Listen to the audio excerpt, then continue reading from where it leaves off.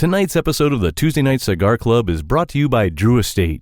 Come experience the rebirth of cigars at www.drewestate.com and download the free Drew Diplomat smartphone app today to discover nearby retailers, RSVP to special events, redeem points to win exclusive Drew Estate merchandise, and much, much more.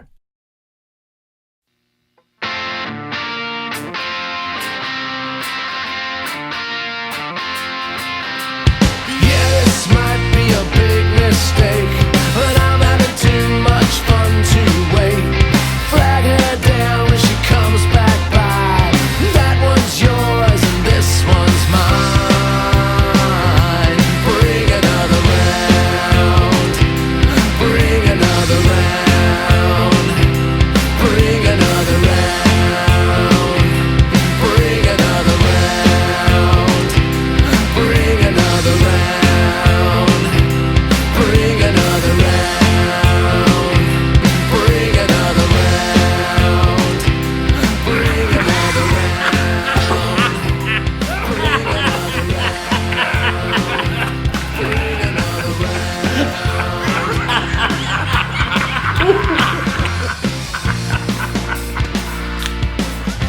Here's the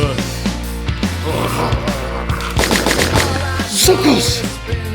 Good evening, brothers and sisters of the Leaf. Coming to you live once again from, well, all over the fucking place. It's the Tuesday Night Cigar Club. Tonight the boys congregate once again via live video, thanks to coronavirus, you asshole, to talk about the often silly but always entertaining Jaws 3D. To aid them in their film discussion, they will as always be chugging a heroic amount of booze in 3D, while smoking the La Unica cigar, as well as the unique Culebra cigar offering, both from the historic J.C. Newman Cigar Company. It sounds like we're in store for one hell of a good time, folks, so sit back, light 'em up, and enjoy the show. Let's do it. Let me take a sip of beer. Interesting. Boys, I'm going to start tonight's show off by telling you something that I hope elicits a response that I don't get from you guys very often. I did something today. What'd you say? Gratitude? Yeah. I was going to say pride. I did something today I thought might make you guys proud of me. All right. Grateful is something I've never experienced from you guys either. So that would be, you know what? I'll leave it up to you what you want to throw my way. But I decided today, we're doing Jaws 3 tonight, which takes place at SeaWorld. And I've seen the movie a ton of times, and it doesn't necessarily paint SeaWorld in the best light. So I read a book. I ordered a book on the Jaws series, one of the best reviewed books as far as history of the production and all that. And I couldn't find anything about why in the hell SeaWorld would agree to be associated with this film, to let them do this film. I understand all publicity is good publicity, but they really, like, nobody's going to want to go to SeaWorld after watching this movie.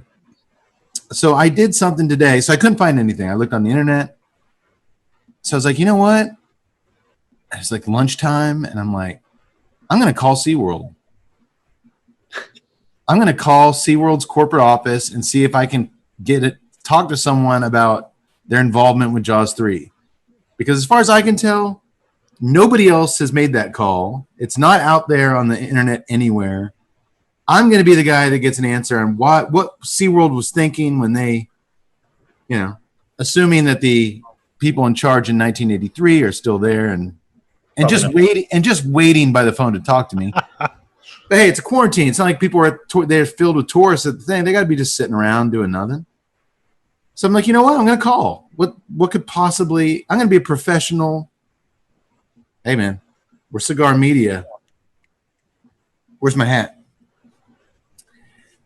Tut, wear the hat. There you go. I was media today, boys, so I made that call. And first of all, are you just proud of me for having that kind of gumption? Yes, very. Yeah, I will. Yeah, all right. I'll go there. All right. Well, I called, and of course, there's an automated phone system, like everywhere you call nowadays in the corporate business world. And I thought it was interesting when the voice was prompting me, it said, "Thank you for calling SeaWorld. Your call may be used for training purposes." Oh boy. And then I hung up. I don't have time for those shenanigans. I'm media. I got a lot going on. Was that whole thing just to set up the training purposes? I had so many questions, like which SeaWorld did you call? Are they even still in business? I think if they are, there's a couple of different SeaWorlds. Dude, I put on the media hat for training purposes set up. Wrinkled up all that teased hair for nothing. Exactly. There we go. So instead of pride and gratification, I'm getting you did what Tut said, disappointment. I'm used to that. I can deal with that. Disrespected the media hat's what you did. Disrespect, dissatisfaction. I can tell in the doctor's face some subtle annoyance. I think Yak's got a kick out of it though. A little bit. Okay. Well, welcome everybody to the Tuesday Night Cigar Club, episode 119. 119. Pew. Come on. Training purposes? I actually, if you would have given me a chance, I kind of admire the commitment to setting it up. I don't admire you disrespecting the media hat, though. I'm sorry. I won't put the media hat. The hat didn't ask for that. I put the hat in the line of fire, and I was wrong. Give me like 20, 30 minutes. It's going to kick in, and I'm just going to be It served its purpose. You just beat me to it. I was going to say that joke was totally without porpoise. We actually don't have any porpoises in tonight's movie, surprisingly. A lot of marine life in tonight's movie, which we will get to very soon. Thanks, everybody, for joining us. Once again, we are coming at you from all over Central Texas. We're not going to be able to be together for a while. I hear rumors Texas might be getting locked down. Again. People just can't keep themselves from going out and having a good time. And I say people, assholes. So we're going to keep coming to you this way. Please don't look at my Instagram feed. Dude, Tuts taking selfies, like 20 people. Bear hugging random dudes. Is that one of those inner tubes on the river linked together 400 people? I've been staying home. I've been good. But I have too. In fact, I've got a soldering gun that just came in the mail today. So I'm going to be having a good old time just soldering and soldering. I've never worked a soldering gun, so we'll see how that goes. What are you going to be soldering? Robots. So you're already at the point where you're gone full blown crazy and you're making a robot army? Yeah. To protect your home when the shit goes down, huh? Well, the next time you see Tut, yes, that's what it's for. It's for protecting my home. Yeah. Well, he's clearly going to make a robot body because that's not infected by the virus, so he can transfer his mind into it and leave his house. Oh, yeah, I could totally see Tut's head on a real janky, like homemade robot body. Well, you know what I was thinking about this morning, guys? Doing with all this COVID shit and all that. Good God, do I miss sports? I agree. The people dying and, the millions and millions of people affected and all that. I mean, that's sad. But sports, Doctor, you were absent from our last episode. I proposed to the guys that we could actually start doing our shows together like the old days, all in the same room, but we would have to do like the NBA and live in a bubble in the same hotel with each other for like 4 months and get tested every day. I got a resounding no from those two. Well, there would go my career. So unfortunately, I'm not going to be able to participate. Well, you could perform medical stuff on us. Will I get paid? Paid in hugs. The NBA is supposedly still on track to try the bubble here in a few weeks to finish their season. But I got to ask you guys, do you think, as of today, baseball's about to start, basketball's getting back into it? A lot of the football conferences have said they're going to pare down to just conference play. So you won't see Texas A&M play my alma mater, Sam Houston, anymore. Those games, but I'm convinced. I mean, do you really think there's any chance of any of these sports happening? Any day now, I think they're just going to say, "Fuck it, we're not doing it." You're not telling the South that there's not going to be football. You're just not. I seriously don't think sports are coming back this year. I think we're days away from everyone just saying it's not happening. I initially would have agreed with you. Now, I know that the minute I say this, you're going to break my balls and say golf is not a sport, which it's not a contact sport. It's not a team. Oh, sure. No, it's a sport. It's not a contact sport. It's not a team sport, but they've played now 5 or 6 tournaments since restarting. But it's a very different animal. They don't have fans, but it's easy to distance while playing golf. There's very few people on the course. You're able to keep, I know they're not wearing masks, but they're able to keep 6 feet apart. And they've had a couple of people test positive, but that's a whole other thing to try to avoid getting into, I guess. But they've been able to make that work. I can actually see, I initially made a bet with my dad that I said, there's no way they're going to play baseball. And he said, they're going to start. He said, I don't, whether they get through their proposed 60-game season or not, we'll see, but they're going to start. Now, I'm pretty convinced that they're going to start baseball next week. There's actually going to be some preseason games, what they're calling summer camp this weekend. I don't, when you start getting into, more of a contact situation. Yeah, dudes running into each other. Football, I see that being more difficult. Sweating all over a ball and throwing it to 20 different dudes throughout the course of it. Hey, Tud, I saw that face you're making. Sweaty balls aside. So let's stick on baseball here for a sec, because I read a thing that this guy said that really I thought it was worth repeating last week. Washington Nationals reliever Sean Doolittle. You familiar with him, Doctor? Oh, yes. Yeah. He spoke to the media about Major League Baseball's training camp and the COVID-19 situation around the sport. Per the Washington Post, here's what the lefty said. I'm going to just read his words.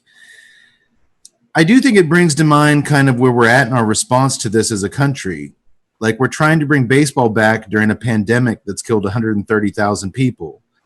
We're way worse off as a country than we were in March when we shut this thing down. Look at where other developed countries are in their response to this. We haven't done any of the things that other countries have done to bring sports back. I love this line. Sports are like the reward for a functioning society. And we're trying to just bring it back, even though we've taken none of the steps to flatten the curve, whatever you want to say. We didn't flatten the curve a little bit. We didn't use that time to do anything productive. We just opened back up for Memorial Day. We decided we're done with it. If there aren't sports, it's going to be because people are not wearing masks, because the response to this has been so politicized. We need help from the general public. If they want to watch baseball, please wear a mask, social distance, keep washing your hands. We can't just have virus fatigue and keep thinking, well, it's been 4 months, we're over it. There's been enough time, right? Well, we've waited long enough. Sports should be back now. No, there are things we have to do in order to bring this stuff back. And now you want to bring fans back. Is that safe? I don't know. I'm not a public health expert, but we should probably defer to them on some of these issues. So I don't know if it's safe or not. I just really don't know, end quote.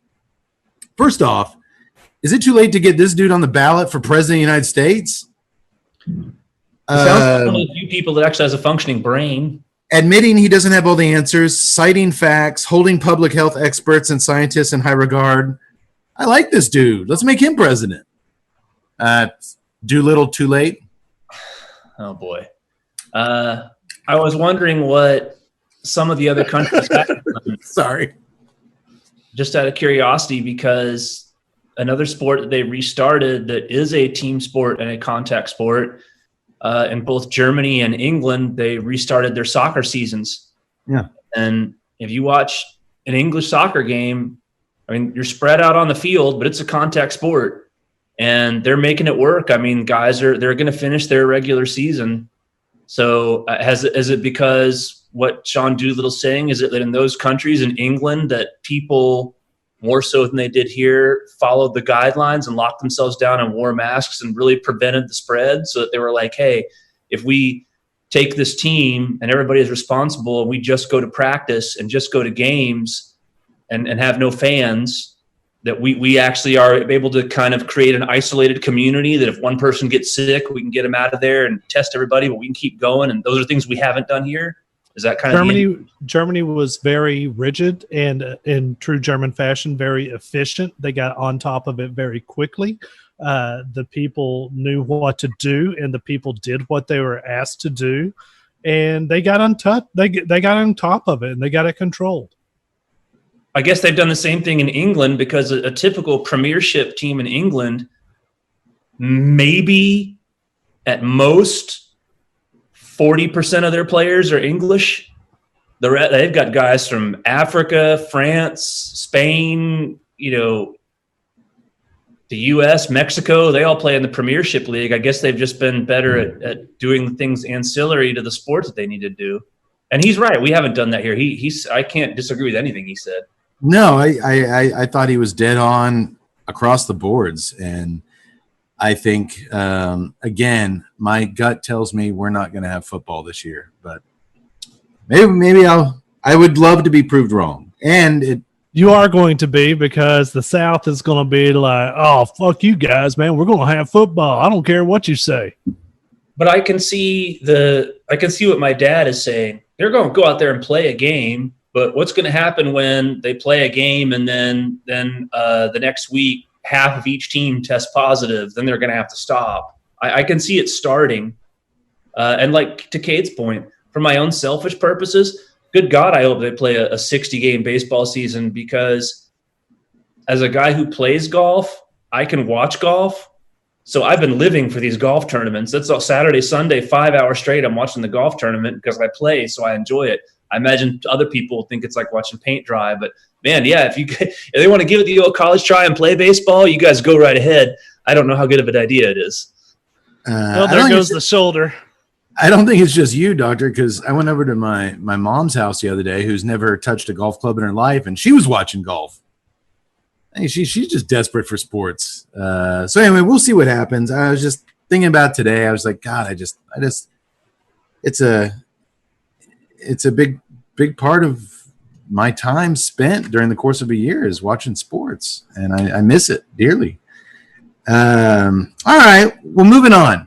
We got big stuff to talk about tonight, guys. It's enough catching up, enough small talk. We got 2 cigars to smoke tonight. Yak Boy, he's frozen. I'm going to speak for Yak Boy. Every episode, in case you're joining us for the first time, what we do is we pair a cigar, expertly, some might say, some have said, with a beer, a craft beer, or another adult beverage. And then we also pair those two with a movie, a premium, entertaining film, and we make the 3 of them work together beautifully in harmony, or at least that's the idea when we go into it. So I'm going to do this, since we have 2 cigars tonight, I'm going to introduce the cigar first so we can start lighting up, and then we can smoke during the beer introductions and whatnot. The first cigar tonight is the La Unica by Newman Cigar Company. It's this little guy. It is a 4.5 by 50. It's a number 400 in the series. It's a Rothschild in size. Connecticut wrapper, Connecticut shade wrapper. Dominican binder, Dominican filler. I'll say price point for later. From J.C. Newman, I learned this about tonight's selection. Since 1986, La Unica cigars have been offering an outstanding premium cigar value unparalleled in the industry. As with many classics, La Unica Dominican Primeros came from humble beginnings. More than 20 years ago, before the cigar boom, J.C. Newman Cigar Company patriarch Stanford J. Newman challenged his good friend Carlos Fuente Sr. with an idea that had never been tried in the cigar industry. Develop a rich, flavorful, superb-tasting premium cigar and package it in an inexpensive cellophane bundle without costly boxes and trimmings found with other premium cigars. Dude, this was the first bundle cigar. Sweet. Since then, has moved on, is now boxed up and presented more with a little more grandiose things. Carlos selected the sizes and Stanford approved the blend, a combination of Cuban seed, Dominican long filler tobaccos, specially aged for a maximum flavor and smoothness when skillfully hand-rolled with a delicate Connecticut shade light natural wrapper. Carlos fulfilled Stanford's vision. Within 6 months, this cigar became the #1 selling premium bundle cigar in America. Today, the La Unica still has the exact same blend as it did in 86. And the smooth, rich flavor preserves the history of the brand. These cigars have now grown up from their bundle days and are elegantly packaged in custom cedar cabinets of 20. Despite the maturity of the packaging, we've not strayed from our roots in the original hand-selected, perfectly aged blend of tobaccos that make La Unica a favorite. They're smooth enough for every day, but far from ordinary. They're handmade by Tabacalera A. Fuente. These are made at Arturo Fuente's factory in the Dominican Republic. And I cannot wait to light it up. What you guys Sounds interesting. Yeah. Getting a little bit of fruitiness. I want to say a little bit of hint of grape. I'm not exactly sure, but On the cold draw? yeah, getting a little bit of fruitiness there on the cold draw. See, now I don't know if I got grape because you said grape or The power of touch suggestion.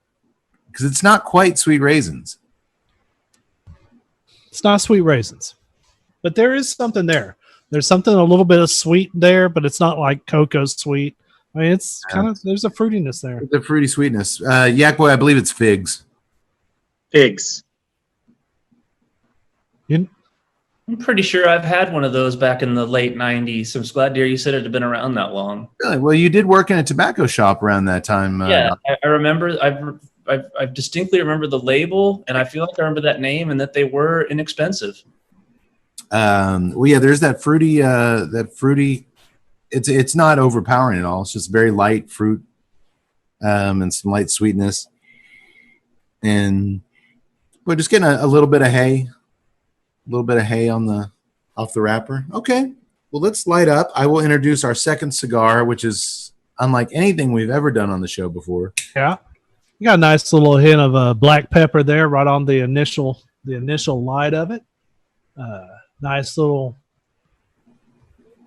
initial strike off the cigar. Kind of dig that. Yes, agreed. I wasn't expecting that from the components we were told. Exactly. Nice little pleasant surprise.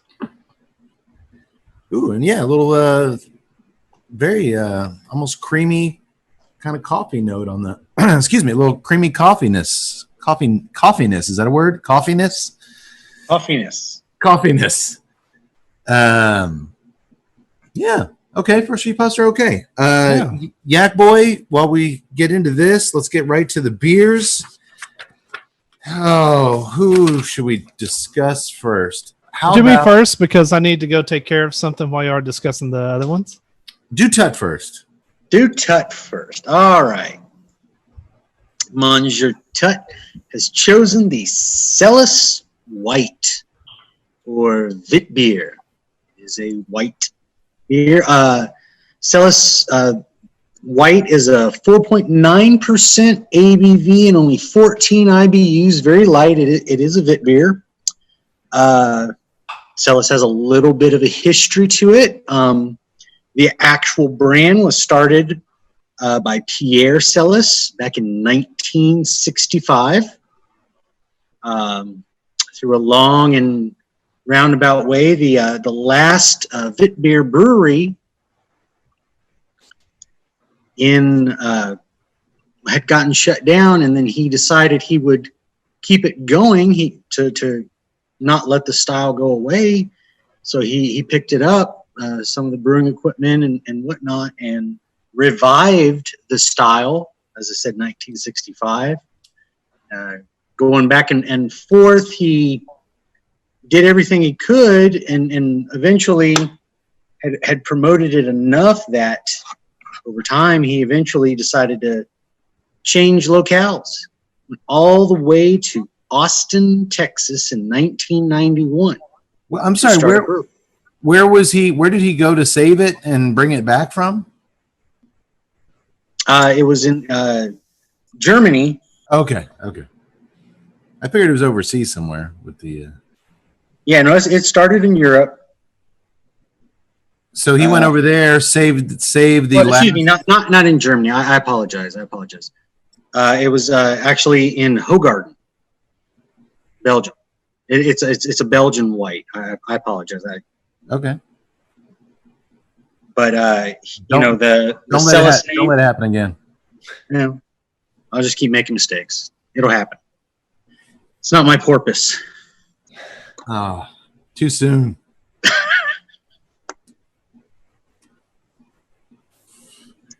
So the reason we still have Vit beers is because of this guy. Yak Boy froze, so I'm going to go ahead and say yes, it is because of this guy. And now he's living down the street from you, Tut, in Austin, Texas. Yes, and I specifically chose this because the last beer that I had was so powerful it knocked the bejesus out of the cigar and anything around. And then plus it's hot as bejesus, and I'm going to find other opportunities to use bejesus. And this basically gets out of the way of everything. Interestingly enough, because it is a Vit beer, it's got it's got in a small, minuscule way, it's got characteristics of the Don de Deux. It's got characteristics of those doubles and triples. But it's not as strong. It's not as yeasty. I mean, it's like, imagine a triple mixed with a blonde. I mean, you would hate it because it's like watered down, but it's also like supposed to be a very light tasting beer. So I think it's kind of interesting that you've got a light tasting beer, but little bitty hints of that citrus and coriander and the coolness, baking spices, and the coolness that you get from the doubles. It actually sounds, as far as summertime goes, it actually sounds like not a bad deal. And it totally gets out of the way of the cigar. I can imagine so. And you totally, because I told Yak Boy first in our group chat what I was drinking.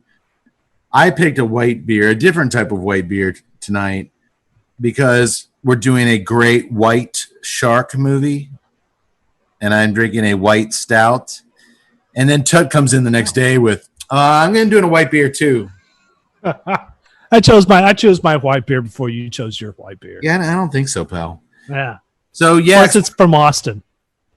Mine is not from Austin. What am I drinking? You are drinking the New Holland Dragon's Milk. New Holland Brewing, out of Holland, Michigan. It is a bourbon barrel imperial white stout, along those lines. Very pretty can. Simple, elegant. It is quite strong as well. It's 11% ABV. Ooh, mine says 6%. Does it? Yeah. Did I look at the wrong one? Maybe. Yeah, this is 6%, buddy. This is the Dragon's Milk White. I think I looked 6% times 2. Well, you know what? I'll just drink twice as many as I was planning on, and it'll all balance out. Good plan. I think I may have looked at your. Is that bourbon barrel? Yes, Dragon's Milk White Bourbon Barrel Aged White Stout. I may have looked at a different one then. I may have drank the wrong one. Hey, could be worse. What a bunch of porpoiseless morons. I wish it was 12%. I usually don't drink anything lower than 18%, but I thought for the sake of the show and the cigar, I'd give it a shot tonight. Okay, well, my only real question for you is going to be what makes a white stout. So I got to tell you, it's weird pouring a stout that looks like a a lager. All right. Sorry. Okay. Yeah, I did look at the wrong one. Okay. There's another one that it's a double imperial. The white stout is created as a result of omitting the dark roasted malts from the grain and replacing them with a cold steeped coffee, cocoa nibs, and or vanilla beans. Do you have vanilla? Not yet. Let me grab another one. And I keep going. It's in there. I didn't pick up any cocoa nibs either. Well, no, it's one of those. Do you taste coffee? No. Or cocoa nibs? So I'm going to go with you got the vanilla beans. When have you ever seen a stout look like this? It's not a stout. They're lying to you. It's all lies. It's not a stout. It's not a stout at all. Then again, we don't know what the dragon's milk actually represents. It has almost zero aroma.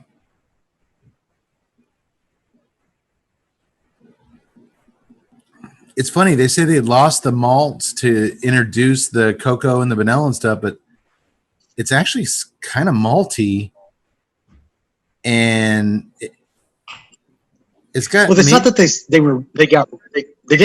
they probably did not use, like they said, they didn't use a roasted malts. The roasted malts, the overpowering that you usually see in a stout. Yeah, buddy, I'm not getting. Keep drinking it, Cade. You'll find it. No, I'm just getting maltiness, and it's nothing stout-like, and I'm sure shit not getting any cocoa nibs. It's terrible. Apparently, but having said that, it's hot as fuck in where I'm at. It was like 115 today, so I'm gonna drink it. And it's not going to interfere with the cigar at all. I mean, it just tastes like a beer. It's a beer. It's a beer. Hey, is the doctor drinking beers tonight? The doctor is drinking beers. Yak Boy, what's he drinking? Blue Bonnet. Oh, my beloved Blue Bonnets. Oh, and I love windmills too. It's got a windmill on it. Yes. From Wild Acre Brewing out of Fort Worth. He is drinking called the Texas Blonde. It's 5.6% ABV and 15 IBUs, typical for your blonde ales. It was Wild Acre started up. It's fairly new, started producing beers back in 2017. So they are a youngin' in terms of brewing, but apparently making some tasty ones. The question for the doctor is it good? It is very enjoyable. I seem to have sensed a theme here that everybody kind of went with a middle of the Texas summer sort of beer tonight. Things have gotten hot since our last episode. Yeah, it's pretty muggy up here today. So I picked it because Dennis Quaid's from Texas, and in this movie he's one wild acre. It's a stretch, but it was all I could do. He is a Texas boy, so I'll give you that. And it is a nice dog days of summer beer to drink. Like Yak said, it's a blonde. There's nothing that's really going to jump out at you there. I would say just the lightest bit of citrus, which I guess is kind of natural in a lot of blonde beers, but nothing. I could see this being good with cigar, not overwhelming it either. This is a nice, tasty summer beer. Okay. And Yak Boy, our resident beer expert, I'm expecting the most impressive pairing of the night to come from you. No pressure. Gotta go. Damn it. Spike I am Raz from Steel Reserve. From Independence Brewing out of Austin, Texas, I am drinking their Austin Amber. Austin Amber. Tell you're a fan? Yeah. I like Independence. They got a lot of good, interesting stuff. What is an amber beer, Yax? It is a red ale. So what's the difference between an amber and a red ale? Or is it the hipster way of saying red ale? Yes, it is a red ale. That's their thing. They call it amber. Okay. So okay. They're usually a little bit stronger. Slightly. This one's 6%. I mean, it's not. I'm not saying that they're like overly strong. But red ales are always a little bit stronger than your normal lagers and whatnot. Right. So it is 6%. It's 32 IBUs. Everyone was going, I don't want anything to interfere with a cigar, but I'm like, well, I want something with a little bit of flavor. Not a white, not a blonde. So I went with the red ale. It's a white stout, though. That's at least I took. It's got to count for something. At least I took a chance. I don't even know what a white stout is. We still don't. Apparently, they take the roasted malts out of the typical stout and replace them with cocoa nibs, vanilla, and other things of that nature. Dude, Tut, this is a stout. Yeah, you missed that. If you take the malts out of a stout, it's not a stout. Yeah, but the funny thing is, I was telling these guys, it's the only thing I'm getting from it is maltiness. They're experts. That brewmaster's sitting there going, "You assholes." Son of a bitch, you can't even taste the cocoa nibs. If you knew how many goddamn cocoa nibs I put in there. I just call it like I see it, dude. I didn't go to 6 years of German brewmaster school for this. We are the fair and balanced cigar media. Wasn't Cocoa Nibs the name of one of the Ewoks in Return of the Jedi?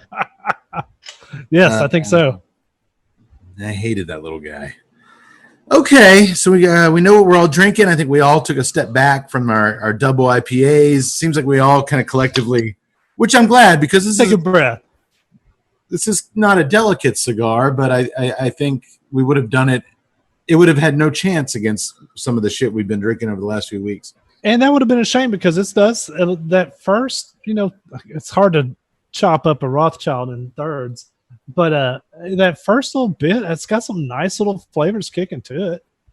Mm-hmm. It's still got that about 2 inches in. It's got the spice on the nose that, like you called it, black pepper on the nose is still present. I'm getting kind of a floral note with some cedar on the draw, and it's still got that just what I call it, light, creamy coffeeness. Yeah. Trademark 2020 Tuesday Night Cigar Club coffeeness. I've got a little bit of that cedar kicking into. I think if the strength punches up a little bit, it might transition into some leather.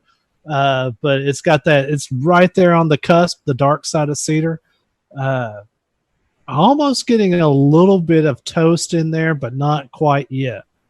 So it's going to be interesting. That's a lot of flavors we just spit out there in the last minute of talking. Yaks? I can agree with the toast. I had gotten that, like you had mentioned on the aroma for lighting up a little bit of hay. I got a partial sweetness there. I'm not going to say that it was fruit or anything, but it was a sweetness.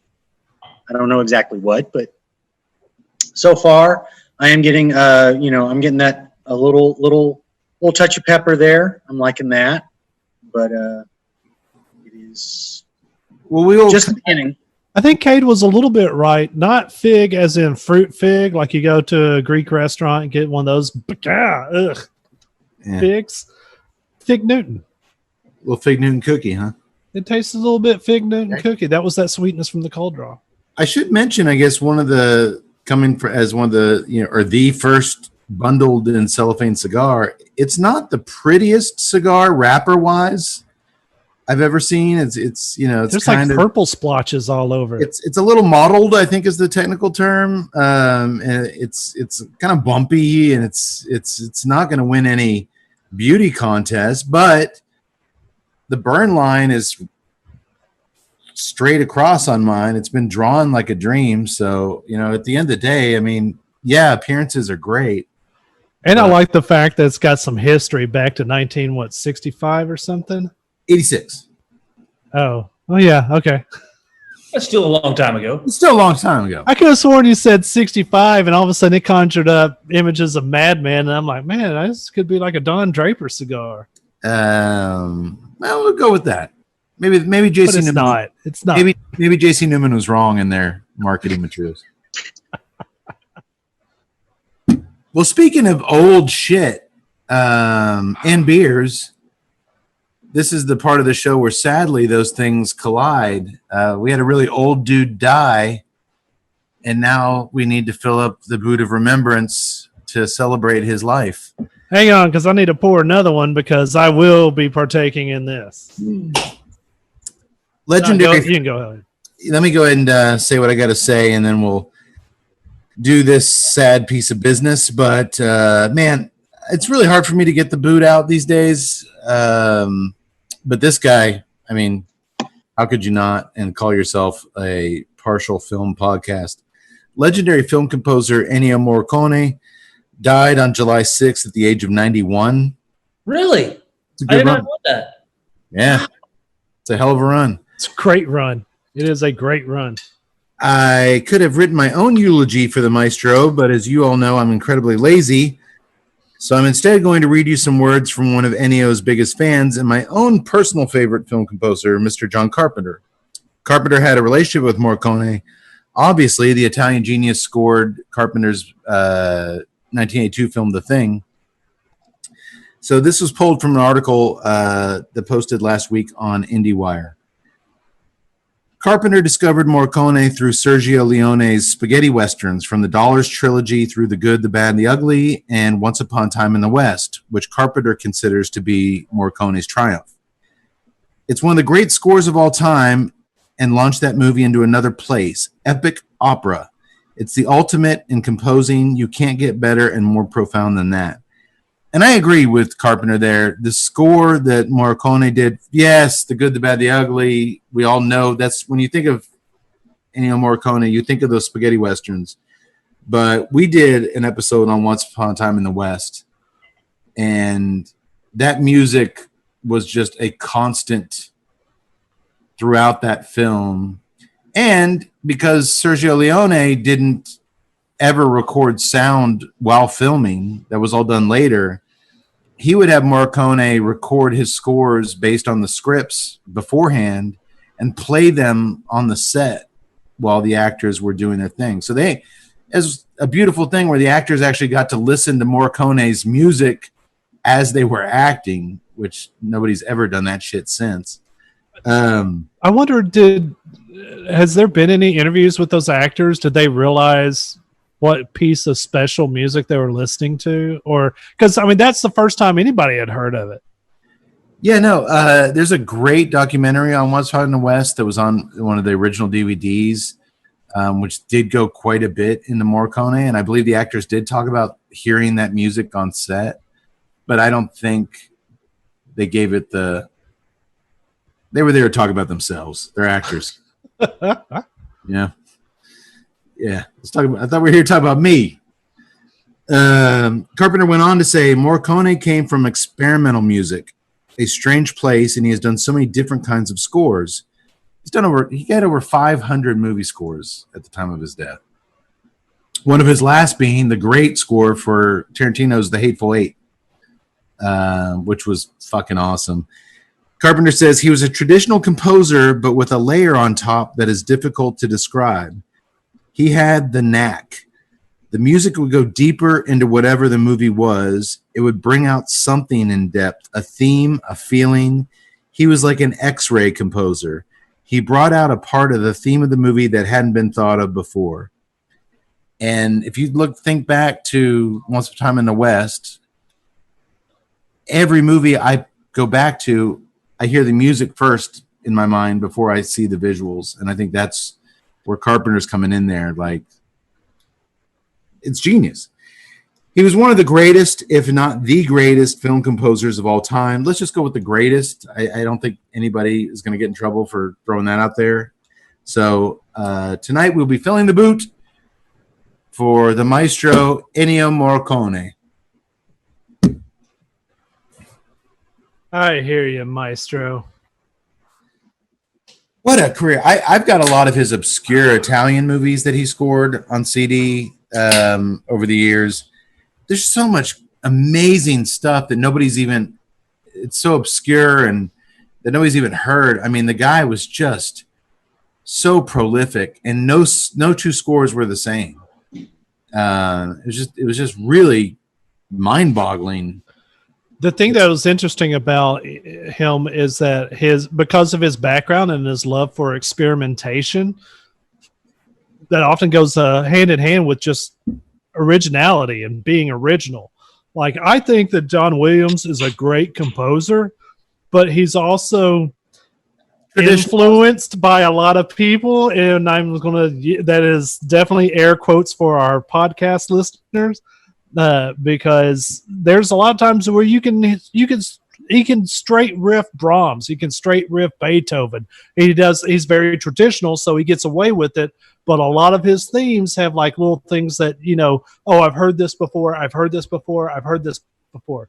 Tell me you've heard harmonica before. You haven't. No, the whole even when you were like, even the spaghetti westerns, everybody knows. Nobody had heard that shit before. I mean, all of a sudden you hear then the little piano taps, dong dong dong dong dong dong. Well, you got that, but you've got he's got him incorporating whistling, and like you just did, a man making a woofing sound. And you've got a lot of the Italian films. He had like female moaning, like these orgasmic. It wasn't singing. It was literally these female kind of moaning underneath strings. I mean, the guy was just. You talk about your brain box just being unique. Nobody else wired like that guy. And no two projects were the same. And the biggest compliment that I can give him, he redefined genre music to where I cannot even listen. I cannot even look at a Western piece of scenery without hearing his music. Well, no, I would say that's probably one of his things. I mean, like you just said, I mean, if someone says Western, that music will play somewhere in somebody's head. They will think like, hey, Showdown at High Noon. You're going to hear that music. If you hear that music, you're going to start looking around for the Showdown. You just know what it is. I mean, in terms of a Western movie, I don't think other than, someone like, Copeland, who did Rodeo, that shaped a lot of that music as well. This is the other guy. He made the whole other half of the Western. Yeah. I mean, Leone did the lone cowboy aspect more so, and really solidified that with his movies. But yeah, that's a good point, Max. I guess I've got to make a little bit of room for Copeland over there. It's kind of like a Beatles versus the Rolling Stones. It's going to be Copeland versus Leone. Well, I mean, if you think about those uplifting scenes in a Western movie of people crossing the prairie in their wagons, yeah, go to Copeland. But if you think about that loner riding up on his horse past that cactus with the vulture on it, boom, there's Ennio. I mean, that's and there's those. That's basically your two genres. I mean. You could have thrown some of Ennio stuff into a John Wayne Western, and in some of them, it would have fit perfectly because he was coming up as that loner. Yeah, and he did he did quite a few mainstream films, and it's not like he was such a weirdo eccentric that the music never overshadowed what was going on screen. And he just knew how to give the movie exactly what it needed. So, boys, I'm now prepared. Really wish you guys were here with me. We used to pass this boot around, but I shall now chug the boot of remembrance to release Maestro Morricone's soul from purgatory into the heavens above. There's no doubt this guy's going to heaven with all the decades and decades of pleasure and joy he's brought cinephiles and audiophiles alone. The guy deserves a big, comfortable seat at the table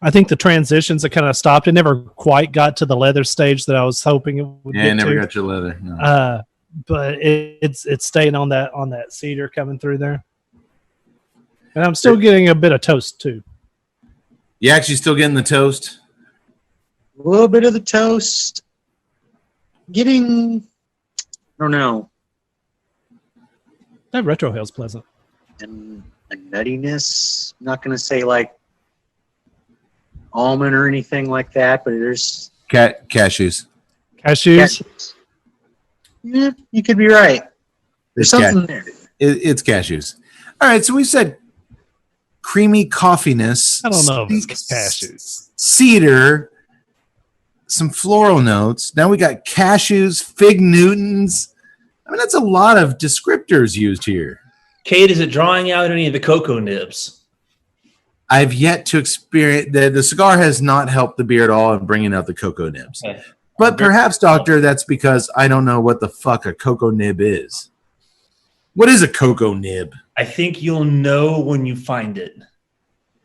It's Yes. in there. All right. Actually, this is my second Dragon's Milk. Oh, then it's God. My God, it's far too early to tell. I am getting a little bit of the vanilla, but I think that might be from the Slightly Mighty IPA I chugged out of the boot. See, now I've introduced. I introduced a third variable when I chugged that boot beer. Okay. Well, I think for the size of it and the background we kind of learned about how it was brought up through trying to find the first bundle cigar and something a little less expensive. I'll be honest, they kind of built me up to be disappointed, and I'm not. It's surpassing what I thought it was going to be. Kate, I just I'm actually. did research for you. Cacao nibs are small pieces of crushed cacao beans or cocoa beans that have a bitter, chocolatey flavor. Bitter chocolate? Isn't cacao the noise that Bruce Willis made when he orgasmed in Color of Night? Cacao! Yes. It totally was. Cacao! Cacao!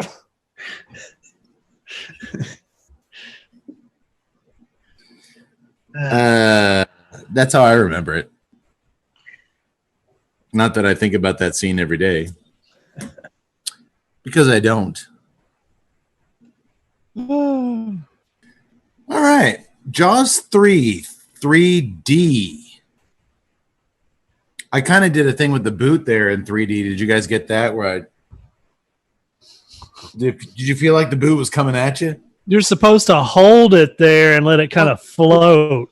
20 seconds. I failed. I failed you guys. Effective as the Jaws 3 opening credits.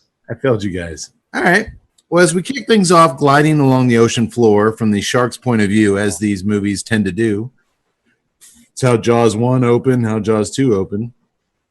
The first thing I noticed was the departure. We've been talking quite a bit about John Williams. The departure of John Williams as composer. Williams composed the music for the first two films, but soundtrack duties here are taken over by a guy named Alan Parker. The score still utilizes some of Williams' iconic Jaws themes, but you can definitely tell the difference in quality here, right? Yes. Yeah. That's the simplest explanation. Yes. That's a nice way to put it. It was serviceable. It was serviceable. God, I was going to use the same word, Ted. It was serviceable. Sorry, Alan Parker. Suddenly, the shark bites the body clean off an enormous grouper fish. Yax, was that a grouper? It was indeed a grouper. Was it really? It was. I got it right. Okay. At least that's what it looked like. It was so dark, and it was very dark down there. But I used to spend some time with my grandparents fishing on their sailboat, and where we were in the Bahamas, there was a lot of grouper. We ate a lot of grouper. So I thought it looked, but it was an. Well, the only other thing is, a grouper is actually a huge freaking fish. A grouper will actually eat sharks. It's so big. And for the size of our great white here, a grouper would be a snack, so it makes sense. So that's what I assumed it was.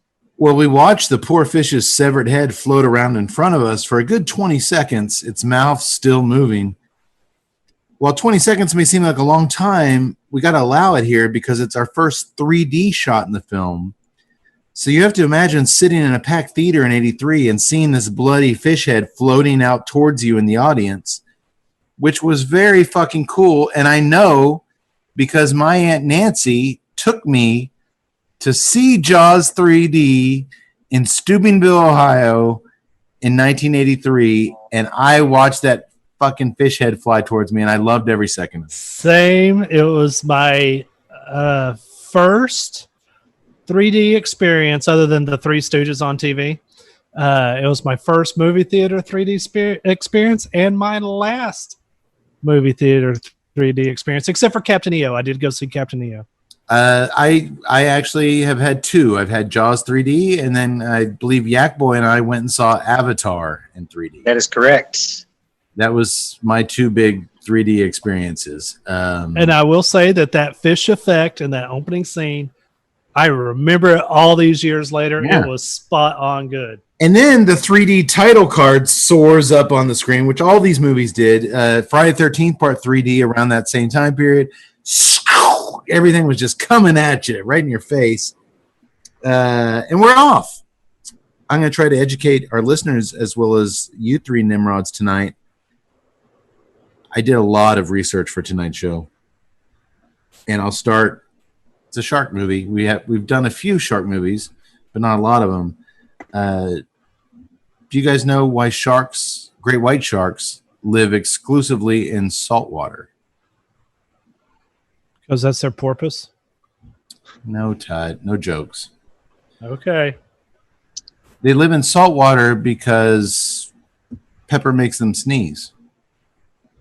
I'm out. I'll see you later.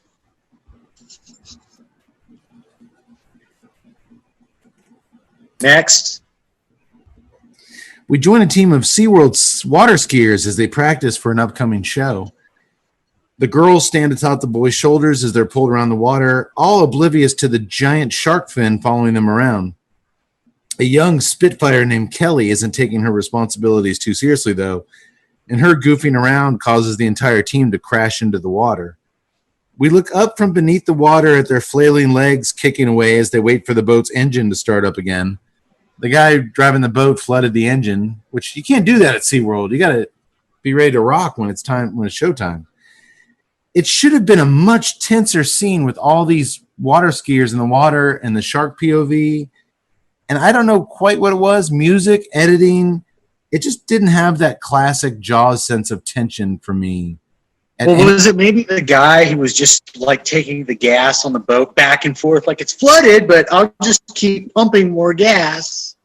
I don't know what it was. Something is going to happen, just back and forth and forth. He was working it.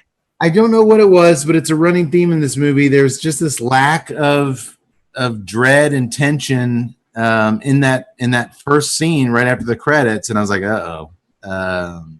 Well, I was really waiting. I mean, you could have just played some of that music and been like, oh, no, it's like a late night infomercial. Have you flooded your boat engine again? Oh, Are you as a student of these films, though, Doctor, are you with me? There was something lacking from all of the shark moments? In general, yeah, that opening thing kind of worked for me, though. But yeah, compared to the previous two films, there's a little bit of that, but it's kind of like in Jaws 2 when that guy's doing the parasailing and he gets kind of tangled up underwater. So that opening part there kind of worked for me. But yeah, in general, I think you're right. Okay. Well, on shore, we see new SeaWorld employees being trained for their big opening in 1 week, while their PR guy tells reporters that this week is preview week, where family and friends of the park can get an early look at all the attractions.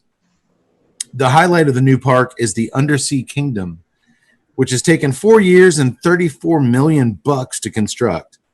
Guests can explore life 40 feet under the sea, if you will, watching marine life. They can eat at restaurants down there, and there's even a cocktail lounge under the sea. I wonder if you get drunker faster under sea level. No, because of the pressure. Yeah. It actually takes more to get you drunk? Yes. Doctor. Just to the test. Doctor, you're the scientist. As some sort of experiment, I'd like to try that out. We need to send the doctor down in a submarine and see what happens. Well, maybe not the submarine, just that undersea cocktail lounge. This is all located in a man-made lagoon that is separated from the ocean by a big gate, a big chainmail fence, link fence, essentially, like you have in your yard. I'll be getting back to this gate. Tut, have you brought out your nub tool? Yeah. So you're blazing this thing. Are you almost done, Yax? No, I still got a pretty good amount. I'm doing all right. I'm nursing it. Tut, let me know when you're done. We'll do price point. I'm still kind of got a little ways to go too. So just jump in when you're done. Okay. He's done. All of this wondrous creation is the brainchild of entrepreneur Calvin Bouchard. Doctor, who is playing Calvin Bouchard? The one and only, and a 1983 recent Academy Award winner, Louis Gossett Jr. He won an Oscar right before he did this movie. How crazy is that? I guarantee you, my mom, because my mom took me to this, and I think it's like either the year she married my dad or the year before. And I guarantee you she saw Louis Gossett Jr., the actor coming up, and she was like, yeah, this is going to be good. Plus, she's a big Jaws fan. That's why everybody goes to these movies. Nobody looks at the cast. I mean, it's a Jaws movie. Yeah, but this one's a Jaws movie with Louis fucking Gossett. And Dr. Jr. Doctor, he had won the Oscar for, was it Officer and a Gentleman? Officer and Gentleman, I believe, just the year before. Okay. I got no place else to go. Well, you know, the Jaws franchise is kind of famous for that because Jaws 4 featured Michael Caine, and I believe he had won something right before. He won an Oscar for Hannah and Her Sisters, and he couldn't accept the award because he was filming Jaws 4. Totally forgot about that. And the theme here is I'm riding high. I got to bring it back down. I got to bring it back down. Well, I think I got to take a risk. Take a risk. Universal with a paycheck. I think Michael Caine said it best. He's like, you know, I've never seen Jaws 4, but I've seen the house that it paid for every day. And that's not. And it's nice. It's really nice. Well, I love that. The PR dude warns the reporters that they're not to bring up Bouchard's colorful past when interviewing him. Wonder what that means. We never learn. We don't never they chuckle too. He's like, "Please don't bring up his colorful past." You're like, we tell the people the same thing when we're talking about Tut. Hey, if you want to talk to him, that's fine. Just don't bring up his colorful past. Yeah, because then I get in a dark place. Yeah, we can't have that. You don't want that. You don't want that. Bouchard takes the mic and announces that today they are welcoming the one and only Mr. Philip Fitzroyce with a capital R. Man's gonna be here. Doctor, I'm going to rely on you for all the Lou Gossett Jr. stuff. They're welcoming Philip Fitzroyce with a capital R to the park. You know, the world-famous British oceanographer and photographer. Everyone here seems to know who he is. Is that a thing in the 80s that British oceanographers were like world famous? Well, French ones he was were. supposed to be their Jacques Cousteau, but not nearly as cool as Jacques Cousteau. Oh, I think he was way cooler than I think Philip Fitzroyce was way cooler than Jacques Cousteau. Yeah, this dude. I see people knowing Philip Fitzroyce. This dude's getting. I was a Cousteau fan, and I think Philip's cooler. Man's gonna be here. Well, before I did a thing because I was like, as soon as I was like, I remember this. You know, when you see something like, I remember, I haven't seen this in forever, so I remember things. But Then I started thinking, oh, wait a second. Just before we get to the introduction of Philip, I'm like, hey, this is Philip, of course, being played by my namesake this evening, Simon McCorkindale. I did something I shouldn't have done. I looked up how old he was in this movie. Oh, God. Why? Why do you guys ever do this to me? Like 32? 31. No! He was 31. Well, that's a good segue into Calvin Bouchard's next line. Follow me. There's drinks at the bar. They free. Need them. Need all of them. Just like that, the news conference is over.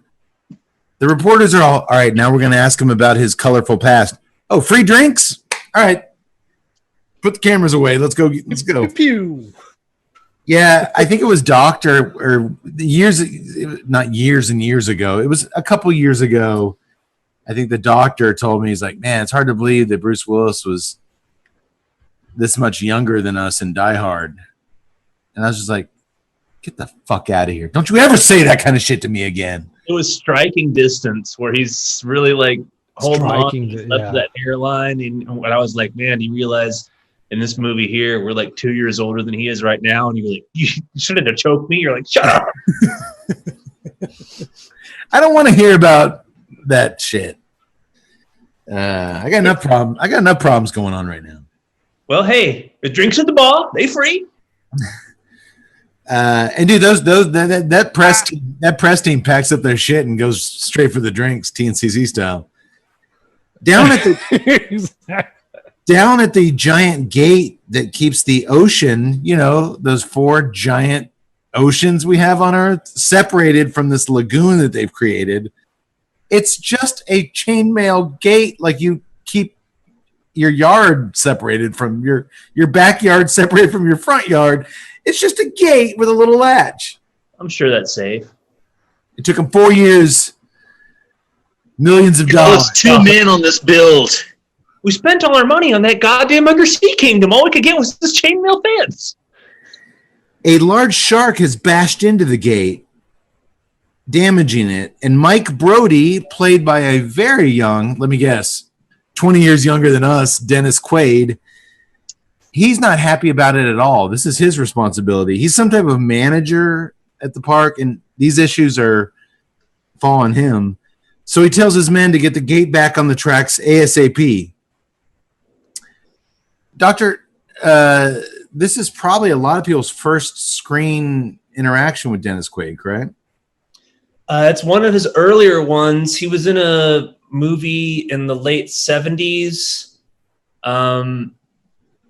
What's the name is escaping me right now, but he hadn't done a lot of things, but which is weird because after Jaws 3, he would go on to just Inner Space, The Big Easy.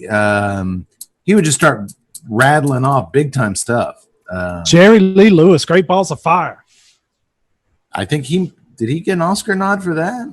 Maybe he may have. That was in the late 80s. Was he in Dreamscape?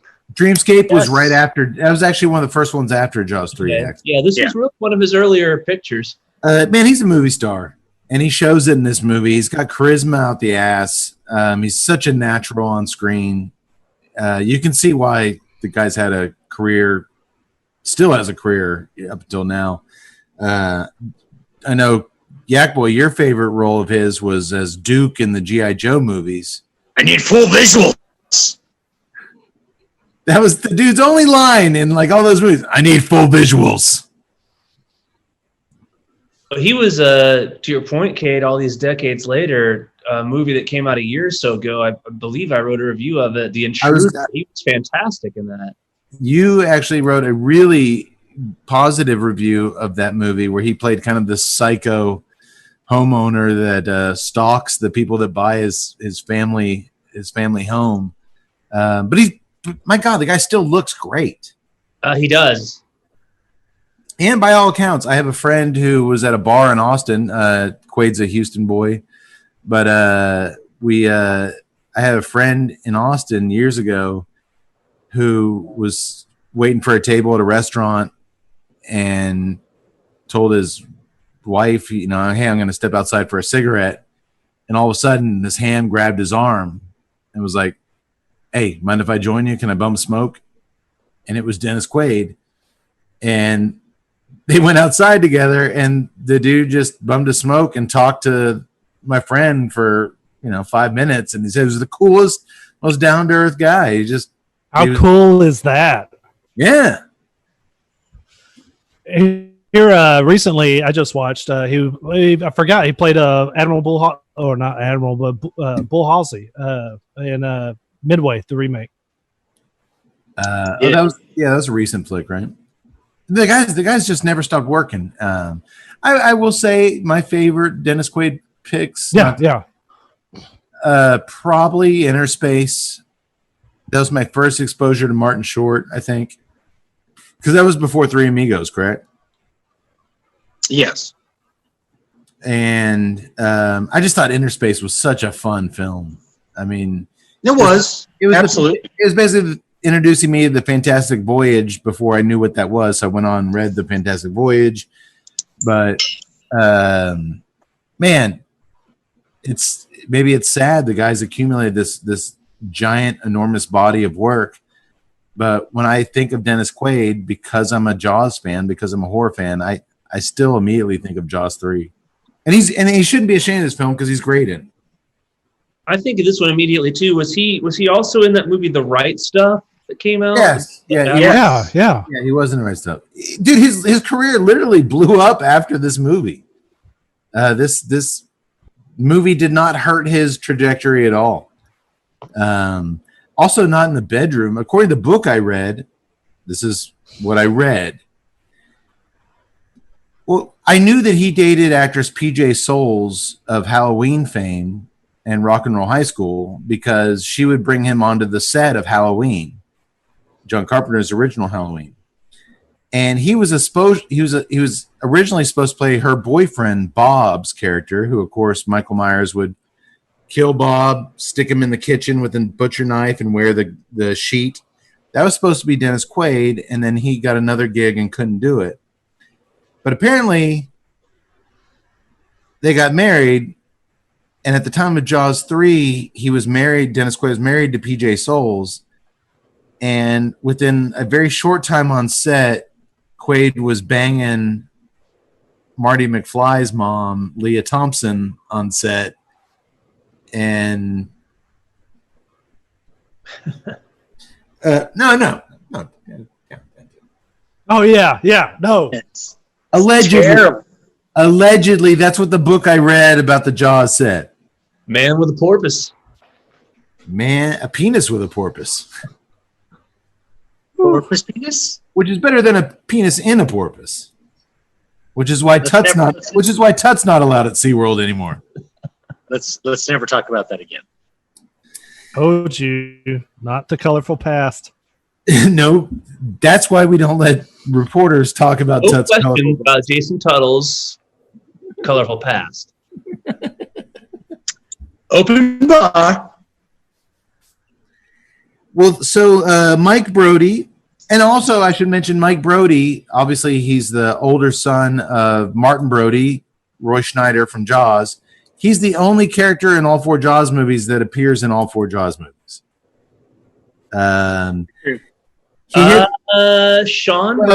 Sean gets killed in the opening scene of Jaws 4. I'm just here to fact check. Yeah, no, you're right. You're right.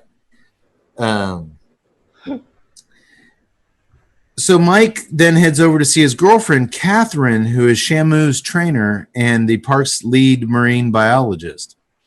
She's taking the massive killer whale for a joyride around the pool as her coworkers report that Cindy and Sandy, the park's 2 lovable dolphins, are acting kind of weird today and they don't want to go out and play in the lagoon like normally. A lot of strange things going on here with the gate and the dolphins and a lot of strange stuff. What could it be? Could it be what, Yax? A giant fucking shark? Who's going to suspect that? Nobody. Hey, do we want to take this moment to wrap this guy up? Mm-hmm. Yes, we do. I'm almost done. It's getting a little hot to the touch. Tut's burning his face off smoking this thing. Okay. Nice black pepper, a grape-like sweetness on the cold draw. I've gotten floral, coffee, cream, cedar. You guys have gotten fig Newtons and toast, and indiscernible toast. Could be Melba toast, could be sourdough. Nobody knows. It's a lot of cornucopia of flavors. It's a and I would actually classify it as getting up to full body towards the very end. It's got some heaviness to it. I think the intensified heat that pepper maintained on the nose, but yeah, things did kind of build up a little bit. I give it a full medium there at the end, which was surprising. Yeah, it's a really cool little cigar. It's a Rothschild, like I said, 4.5 inches. Price point, boys. It ain't. I got no clue. It ain't the prettiest girl at the party, but she knows how to party. Hey, that's my specialty. Oh man, it's actually my favorite kind of women. Yeah, I'm clueless. I am literally clueless on this little cigar. Obviously, they've stepped it up a notch. It's not a bundle cigar anymore. They're giving it a little more respect, and Well, that kind of threw me for a loop when you told me that part of the history. I'm like, man, so they were. This is a lesser one, but they somehow have maintained the blend. But I'm sitting here going, if this is one of their blends from back then, and they thought it was only, hey, let's just shove this in cellophane and bundle it up, and we won't even give it the treatment. Yeah, no doubt. Give you something quality in cellophane, my friend. Well, true, but it's still, I don't know. I'm thinking now, it being boxed normally, I'm still going to go that, Yak Boy, give me a price. $7.50. I don't punch it up $1. I want to go $8.50. I'm going to go $6.45. Yes. Let me check my notes. $6.45. I nailed it. It's a great price for that. Pretty good. Really good. Well, these cigars were generously provided us by our show sponsor, JC Newman, for review. You can find them on sale right now at FamousSmokeShop.com, and using promo code TNCC20 at checkout, you can knock that price Tut down to $4.50 a stick. Look, if you guys are watching, go over, if you're on iTunes or listening to us on several other platforms, check us out on YouTube. Yak Boy is holding up a gorgeous JC Newman ashtray that we were gifted. Tut has got a Zycar JC Newman anniversary cutter. These are high quality, folks. They're the oldest cigar factory in America, and I'll be honest. Let's be perfectly transparent here. We've reviewed some JC Newman stuff, the Brick House, the Diamond Crowns, and we weren't blown away. So maybe this cigar with its history, it's kind of cool that this is maybe my favorite that I've had from those guys. Agreed? I will say that it is mine. People say we sell out, and I just don't understand why they're going to say that. I think that we're just humble guys, just reviewing products. Tut, why don't you use that cutter? Why don't you use that cutter? Shows, and we're talking. Tut, your nose is growing exponentially like Pinocchio. Why don't you use the cigar cutter? We're just regular guys. We're just regular guys. I mean, we're just doing our thing. I don't understand it. I think any credible cigar media source would tell you if you're reviewing something that's from a sponsor. But guess what? They were our sponsors when we gave the Diamond Crown, the Black Diamond, the Brick House, so reviews. We weren't blown away. Yeah, we're pretty hard on those. I was actually surprised when JC was like, yeah, we'll sign on. Yeah, I mean, no, we were signed on at that point. We've never, dude. The great thing about drinking while doing cigar reviews, there's no filter. You forget who gave them to you or where you got them within, an hour into the show. I really like this little cigar. That doesn't just apply to cigar reviews. No, it does not. Well, hey, these are real reviews, Mincy. I didn't mean any offense. Let's not talk about our colorful past. I told you not to talk about our colorful past. All right, over there. Well, to make to make things even more weird, here's our next cigar. Let's explain this one because I have my questions. What do you think about that, Doctor? Have you ever seen one of these in the X-ray machine? Well, it kind of reminds me of those commercials about men with erectile problems where they're all holding up like a crooked carrot or a squash. And it's all, we're not all created equally. And you see some middle-aged guy with like a poblano pepper. It's all bent. He's all, ugh. Let me see yours, Yax. Hold yours up. The cigar. Oh, my cigar. Oh. Let's hold them all up for the. There you go. Tut, hold yours up. It just gets worse. Cigar. There's no good English. So the history of this cigar is supposed to look like this. It's because he sat on it. He put it in his back pocket and he sat down on it. I'm going with. Back in 2019, or as I call it, the good old days, J.C. Newman started bringing the Brickhouse Culebra to their live sales events. It is a special presentation that is not available for sale. You can't track this down unless you are privy to an invite. The Culebra, I don't know if it's Culebra or Culebra, but it showcases 3 different Brickhouse blends. The Double Connecticut, which I am going to be smoking here. The Maduro, which Tut is going to be smoking. And the Natural, which Yak Boy is going to be smoking. What is a Culebra, you asked, Doctor? I think I heard you say that. Sure. A Culebra is traditionally comprised of 3 underfilled Panatella cigars. I think that's 6 by 38. But they're not firm cigars. They fill them a little bit different. And then they're intertwined together. They're snaked around each other and tied by ribbon at the end because Culebra is Spanish for snake.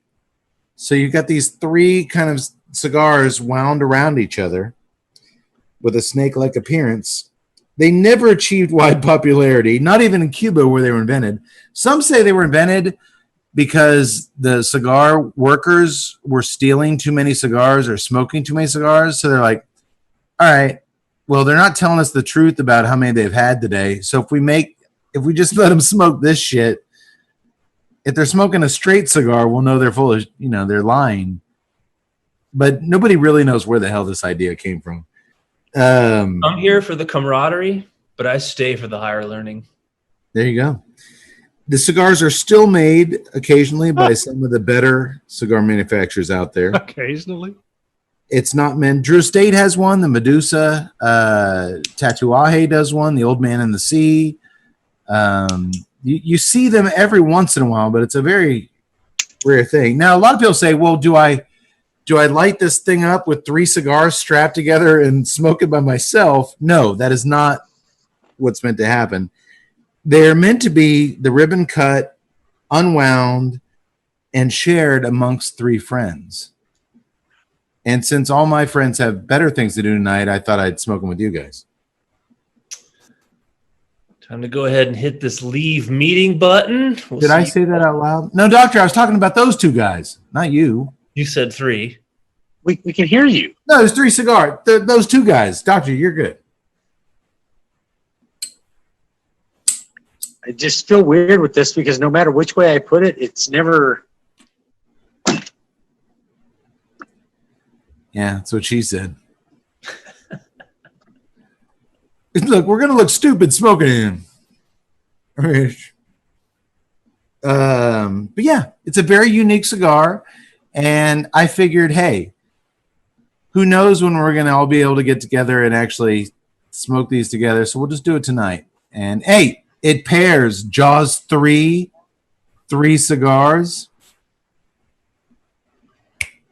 I see. That's how this shit tied into the movie.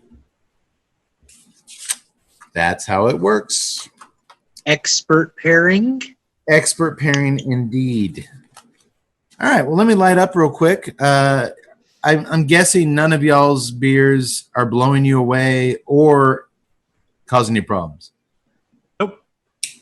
Not causing you are correct, sir. Assessment.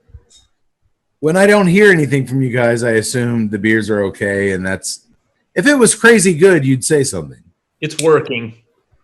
This beer is doing exactly what I thought it would do. This beer is what I thought it is.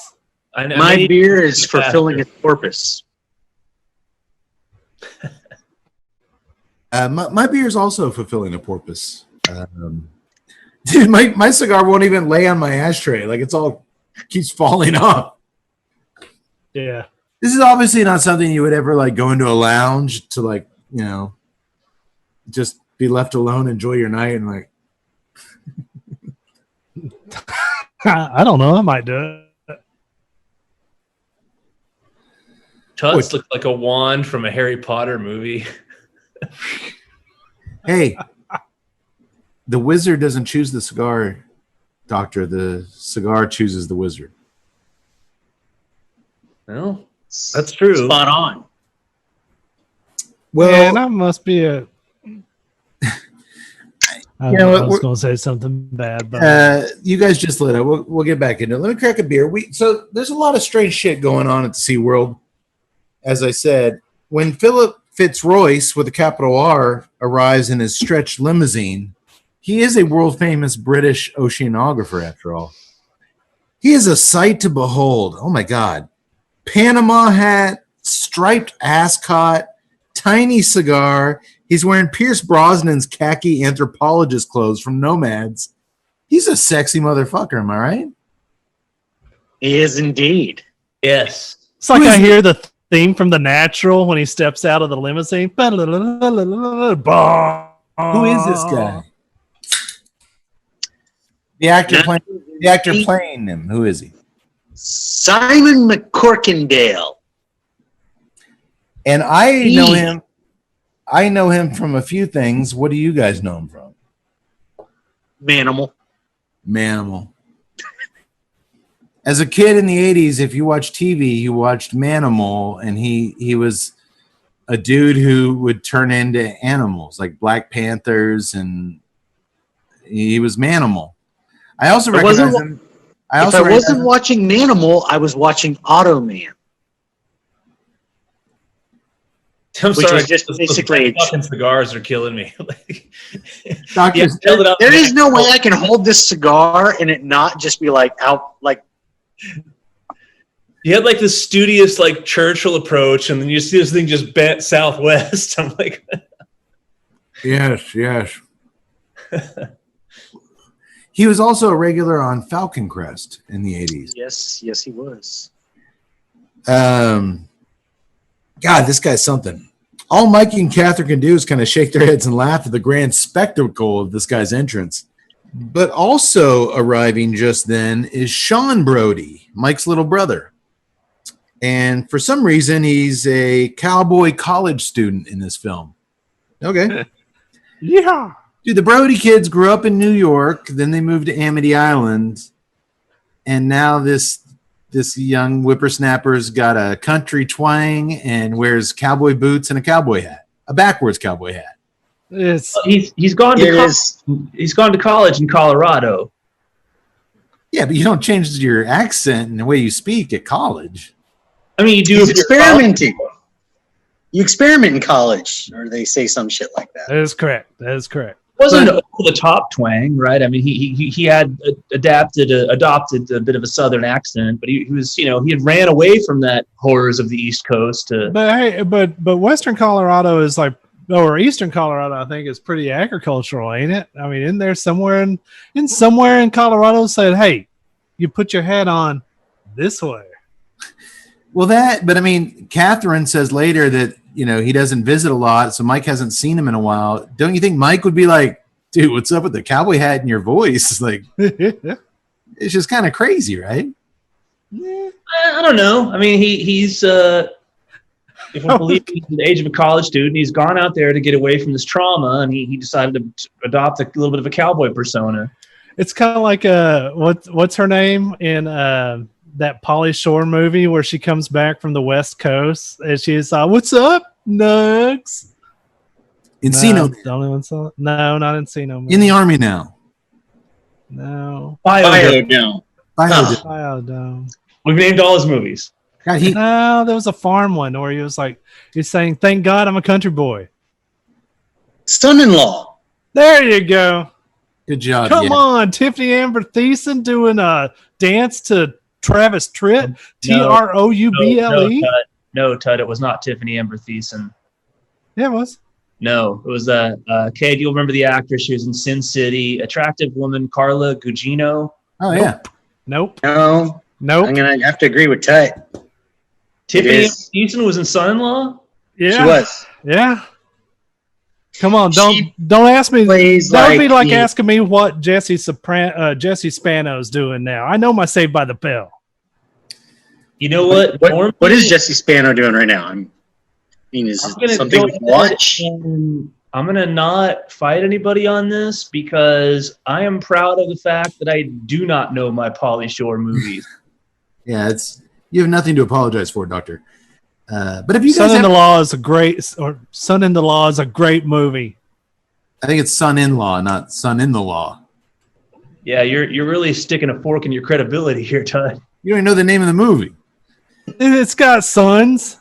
Have you guys ever known somebody though that you like knew them well, and then you bumped into them after a few years, and they were speaking in a different regional dialect and like completely transformed? That's just crazy. I'm sure all my friends are like, "Oh man, ever since he got up to Austin, he talks different. He thinks different." I just thought it was comical enough to where they were. I can't believe I didn't mention this sooner. In development for this film, after Jaws 2, one of the directions the producers thought about going was because of the popularity of the airplane movies. They were going to do a spoof. Oh. It was going to be called Jaws 3 People Zero. But get this. A script was written by John Hughes. The John Hughes of Breakfast Club and Pretty in Pink and all of those. And supposedly it was really, really funny.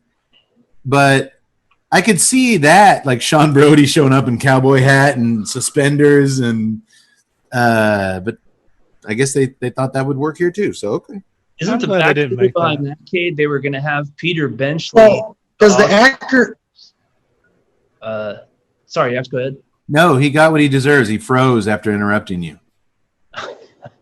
The floor is yours, Doctor.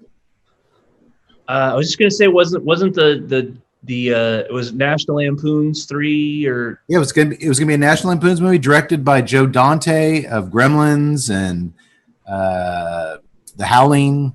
Well, maybe from the parody film, Sean Brody was supposed to come in as like a rodeo clown or something, and so they just tried to sneak it in.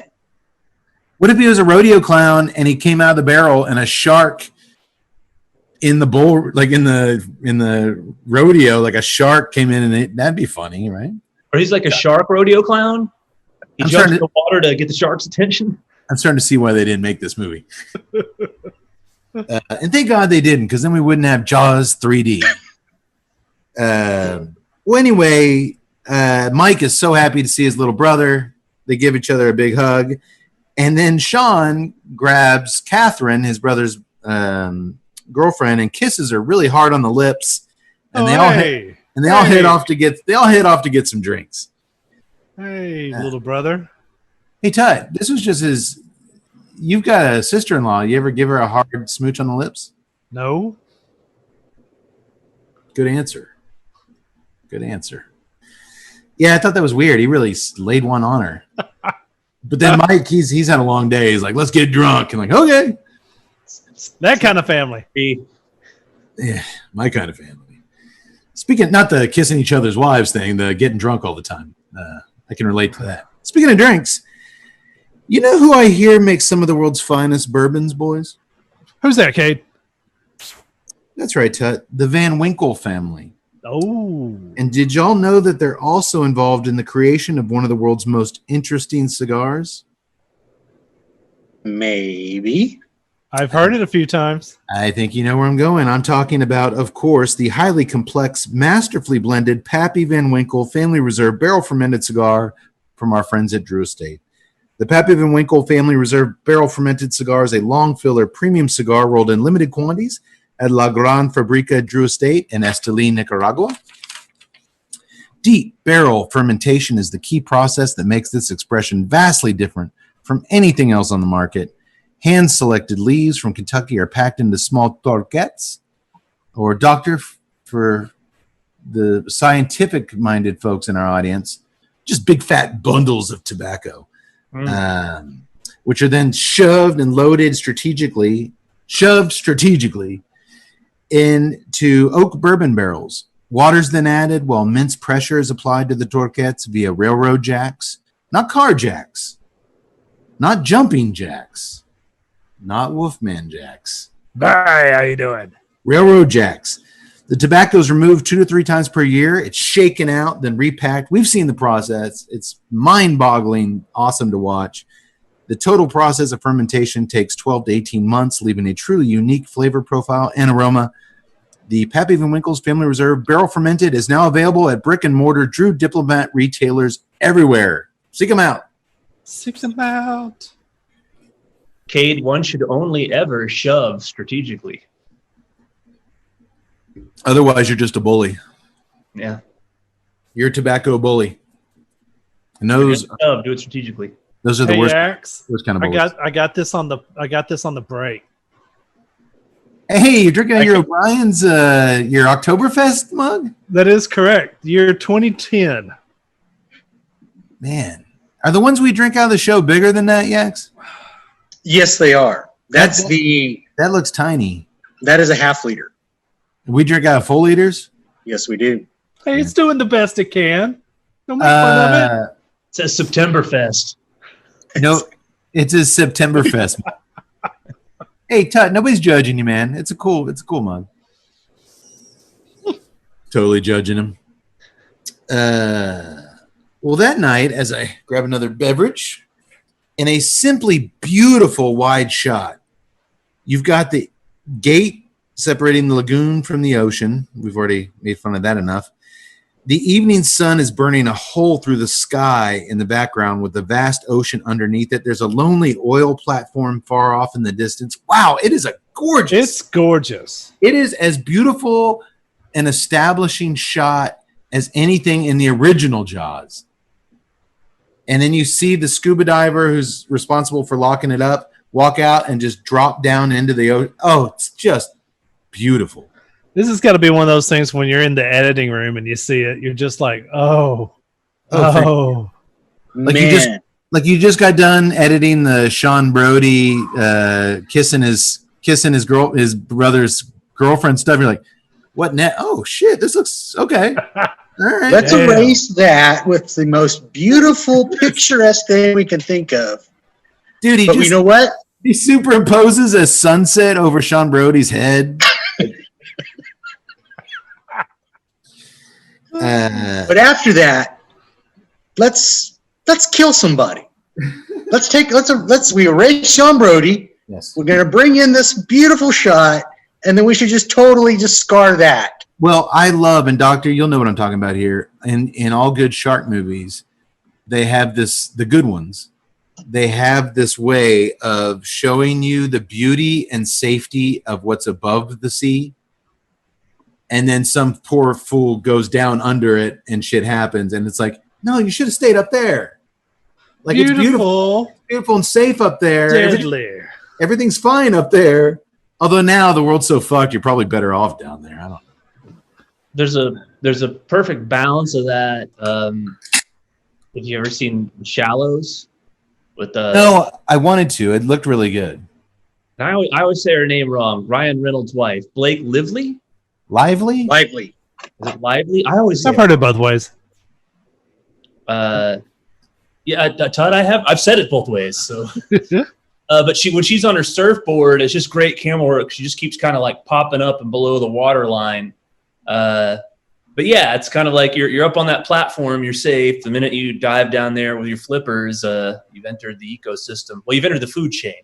The 47 meter films did a really good job of that too. It's like you're hot young girls, and you've got you're hot, bunch of hot young white chicks. You got the whole world in the palm of your hands as long as you want it. Like life's going to be great for you as long. Now let's go down to the shark. As long as you stay up here, everything's awesome. No, I want danger. Yeah, that never turns out good, does it, Doctor? Oh, give me some tequila Jello shots in a loosely packed cage, and let's go. Yeah. Our second most viewed episode ever, approaching 300,000 YouTube views. Woohoo! How about that? Nice. Well, yeah, this guy that we see go out there and jump in, this poor mustached bastard named Shelby. He's no fear. He straps on his goggles and jumps in. No, just a snorkel. No scuba tank. It's his task to secure the lagoon's gate, the chain link fence, for the night. And because it takes him way more time than it should to wrap a chain and padlock a fence. It's literally. It's just a bicycle lock. I mean, it wouldn't be that hard to, You're at a state-of-the-art aquarium, the top of aquarium technology, and you're locking it up with a bicycle chain. Dude, the guy came to mow my lawn today. I went out to my gate. I've got a little padlock on it. It took me like 5 seconds. This guy, he's fumbling. He's looking over his shoulder. He keeps hearing fish around him. And well, we'll find out later why. And then eventually he looks over and there's a shark mouth and he's gobbled up by a big shark. You beautiful mustache. Another moment here, guys, that had potential for some real tension, but I just thought it felt a little flat. Not like some of the earlier stuff, but I love the POV shots from inside the shark's mouth as it's eating Shelby. That's a new one in the Jaws series. Yeah. I love getting inside the shark's mouth and seeing it do all that. We do get to see Shelby's severed arm floating towards us for a good while in 3D, so that's cool. It actually looks pretty dang good. Back in the day, like they always do. Yeah.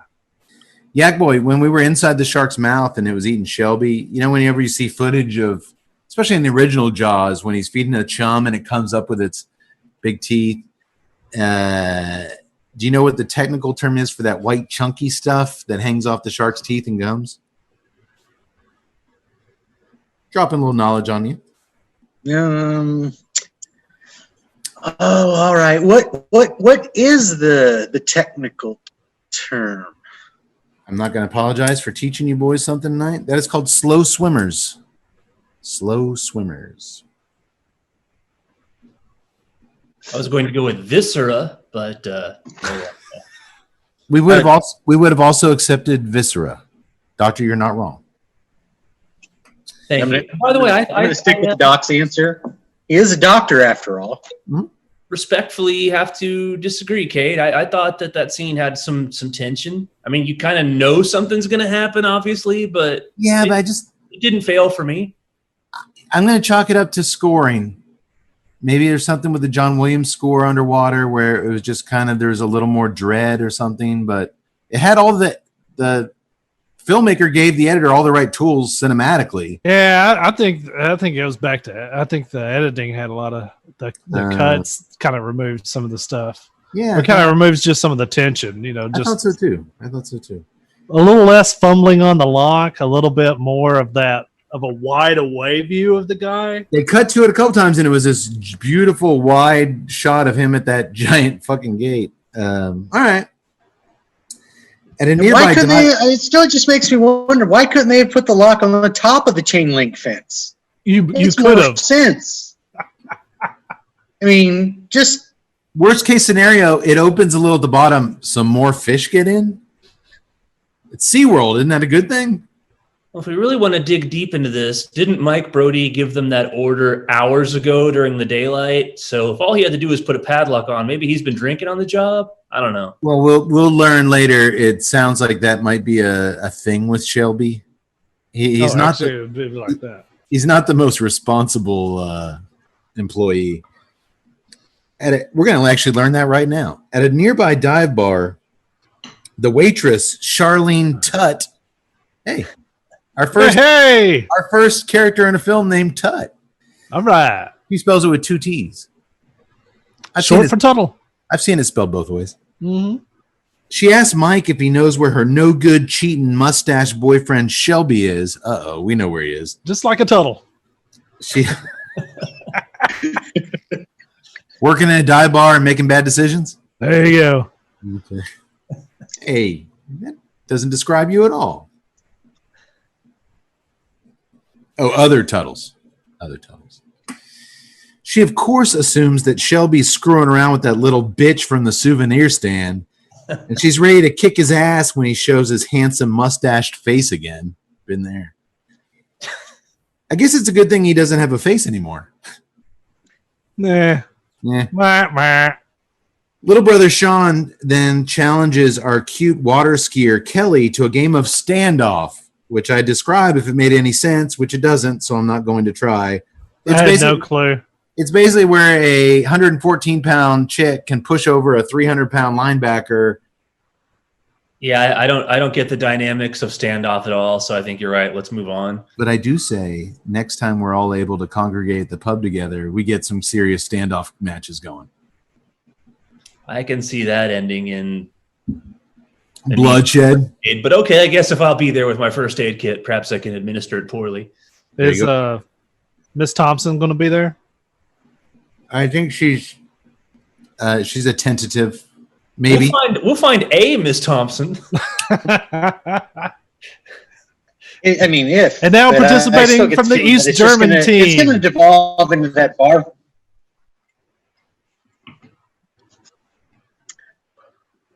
It'll probably just devolve into that bar fight from Hooper.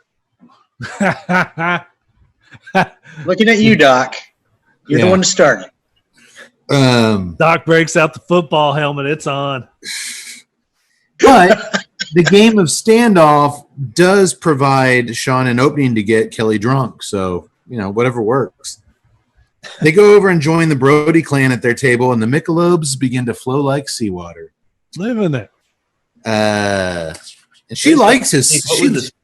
What was this restaurant? Remember, like earlier in the day, he says he's going to take Mike Brody says he's going to take his girlfriend Kay out to dinner. She gets all excited, and that's where dinner was. This place. Oh no, Charlene Tutt, the waitress, scoops up some greasy baskets of like fries and shit from their table. Like, good job, Mike. Dinner. Good job, Mike. Hey, the Michelobes are cold. That's all that counts. And Kelly really likes Sean's charming Southern accent. Yes, ma'am. Yes, ma'am. All the pain I've experienced in my life is right here in my eyes. I'm just telling you, when I thought it wasn't that bad. When I was, relaxing on the East Coast of my Massachusetts cottage. He actually, the guy who played Sean is actually a big TV director. A very successful run directing television. As Mike and Catherine walk home along the beach, she asks why Sean doesn't come to visit more often, and he explains the baby brother hates the ocean because of that shark attack when we were kids. I told you about it. How's that for the understatement of the century? The first shark attack where I nearly got eaten as I watched my Boy Scout leader get bitten in half, as Sean watched it all in horror from the beach as a little kid. Oh, and then my dad blew up the shark, literally. That was Jaws 1, of course. Or the second shark attack on my family, Jaws 2, where Mike almost got eaten again while sailing with his buddies, and Sean's babysitter got munched to pieces right in front of him. That shark attack. Yeah. Okay, so can we forgive the guy for deciding he's going to start wearing a giant belt buckle and a cowboy hat and just, And forgive a lot of things, but why are you wearing the hat backwards? He's learning. He's doing the best he can with the resources available to him at the time.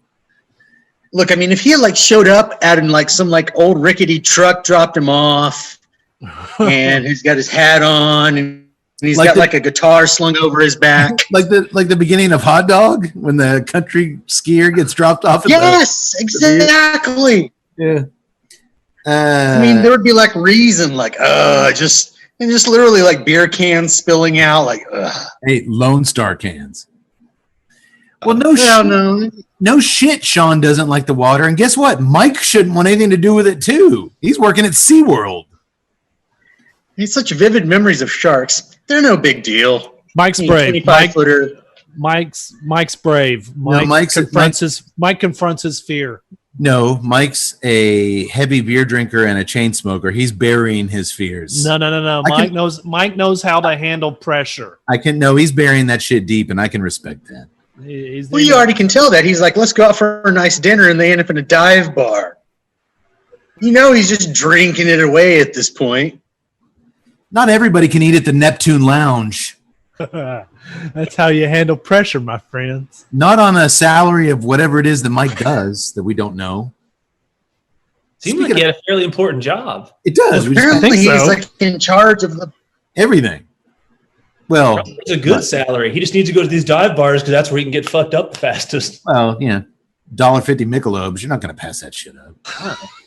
Speaking of Mike, he tells Catherine that he got a job offer in Venezuela earlier that day. So who knows how they're going to make that work as far as their burgeoning relationship goes. But they seem in love and determined to make it work somehow as they hug.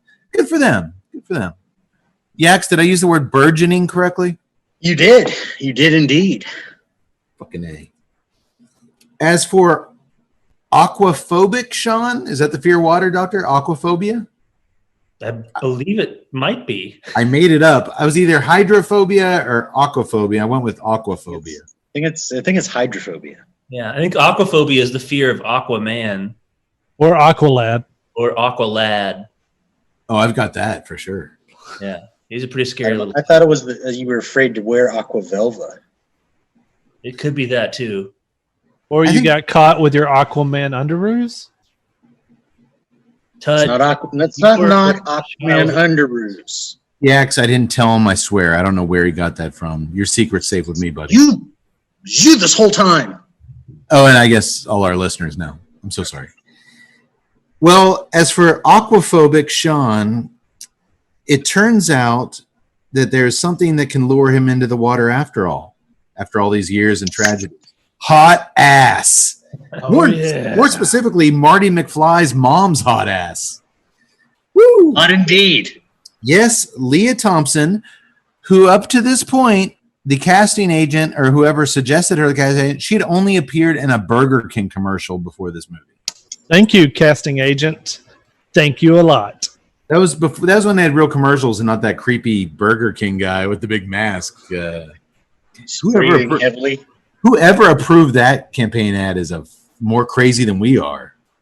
That's just a commentary on our world where people would, because that's a very popular campaign, and that agency wins awards off of that campaign. So that means our society would rather see that plastic head Burger King than a young Leah Thompson eating a hamburger. Wrong. If I'm watching TV and I see a young 20-year-old Leah Thompson eating a Whopper, I'd probably eat one. That makes me want to risk cholesterol blockage.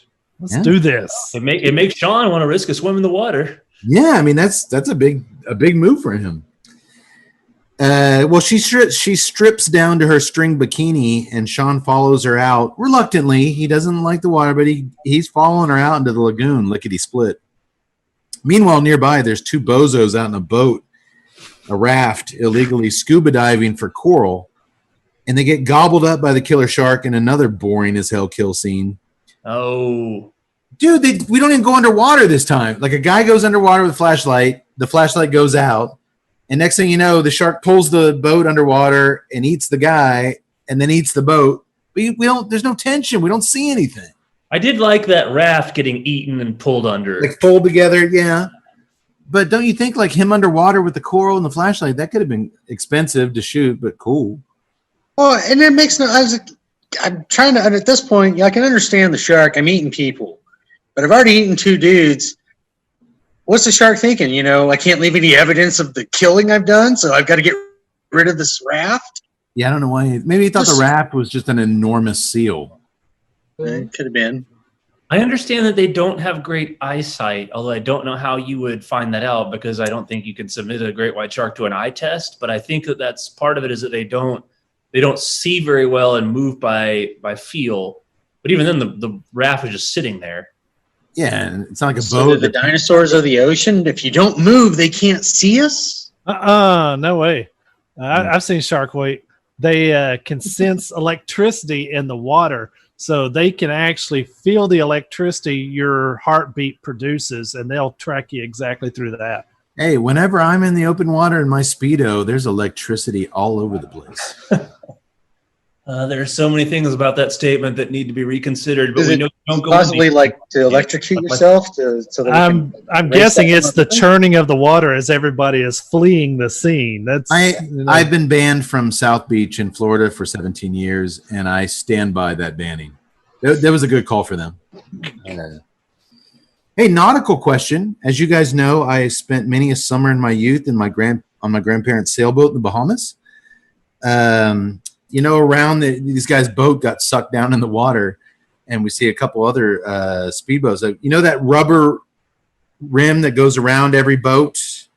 Do you know what that's called? That protective kind of rubber band that goes around the edge of every boat? the bumper.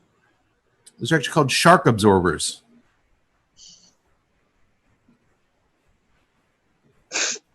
I just want to stop. Oh, why couldn't I have been on that raft? Like shock absorbers, but Yes. No, Moving on. we understood the. okay. Understood.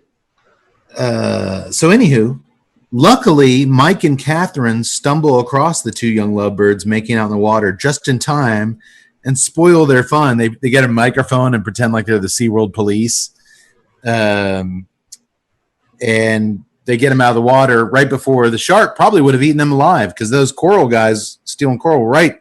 The coral guys could hear Sean and Kelly It making would have been out. very difficult as we will.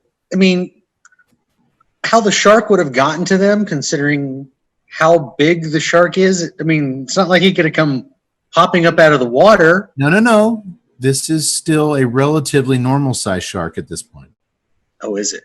This is the one that we're not talking about. You're jumping the shark. Jumping the shark.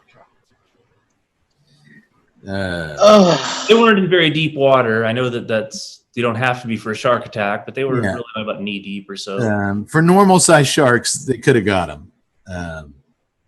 The next morning, it's time to get back to work, as SeaWorld isn't going to get itself ready for the big grand opening.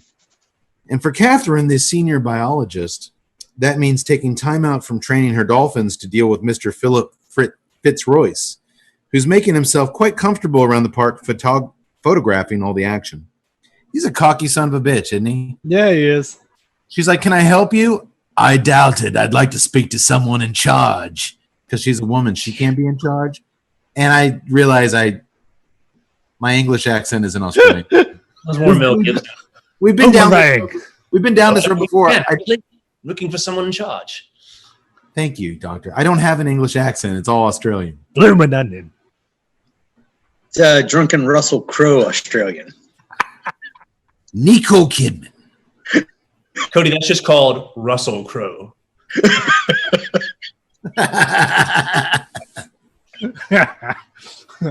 Meanwhile, Mike is checking some pressure gauges because that's a part of his job, whatever that is, when Charlene Tutt, with 2 T's, shows up with a duffel bag full of Shelby's shit. Come on, sister, get it.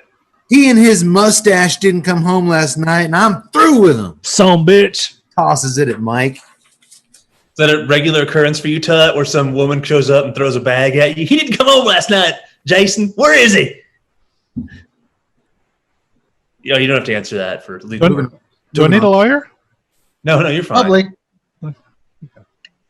As your astute podcast host, I know when it's time to keep things moving. But you can go ahead and answer the question, Ted. Oh, I plead the fifth. Okay. Good move. Only when Mike tells. That's my government class kicking in. Oh God, Tut's in college now. Is he going to start talking in a different accent? I can't. I've tried. Howdy, boys. No, Tut's going to go the other route. He's going to take on the New England accent. He's like, hey, guys, you watched the Sox game the other night? They beat the fucking Yankees 5-4. It was fucking beautiful. Like he's going to college online. Like that's even weirder that it's online college. Texas. Why are you talking like a Red Sox fan? Fuck those guys. We're going out of the Cape this Saturday for some Red Hook lagers and some chowder. Tut's really assimilated into his online college courses. That's right. In a way that none of us can understand. Yeah. Only when Mike tells Charlene that Shelby didn't report to work either, I just figured he was hungover again, TNCC style. Well, they're both now concerned. So concerned that Mike and Catherine jump in a tiny submarine and go down in the lagoon to look for his drunk ass. Wouldn't it be cool if in 3D, as they were going down there, they found his bushy mustache floating towards the submarine in 3D? Well, they should pay some homage to the mustache. Perfectly intact, just floating for 20 seconds. I don't see anything but some sort of fuzzy caterpillar. Oh my God! You see a fish swim by with the mustache? It's stuck to a trout. Wait, isn't that the feeder fish of a great white? What's that on his face? Oh my God, it's a selleckfish. No, it's on the shark. It's right above his mouth. Since the great whites always look like they're smiling. No, it's not a selleck fish. That's more like an Elliott fish. Well, I think we can all agree if a fish swam by wearing Shelby's severed mustache intact, this movie would be better than the first Jaws. Bold statement, but right up there. Either that or it proves that they actually started filming the spoof movie. Or that would totally belong in Jaws 3 People Zero. As they zoom around under the sea, the trained dolphins, Cindy and Sandy, keep harassing them, barking at them in that little dolphin voice. Something really has these dolphins spooked. Keep in mind, these dolphins are so highly trained by Catherine herself. She's one of the foremost dolphin training experts in the world. But you know what you'll never see them do at SeaWorld, what you see kind of them do at some other places with those long noses of theirs. Do you know why they don't train them to play basketball? Why? They're afraid of the nets. Sorry. But seriously, these are really smart mammals, and So some it's like jumping the shark podcast style. I think the doctor just ran away. Yeah. No, some scientists, getting back to the real stuff. Wait, is that an option? So no, it's not.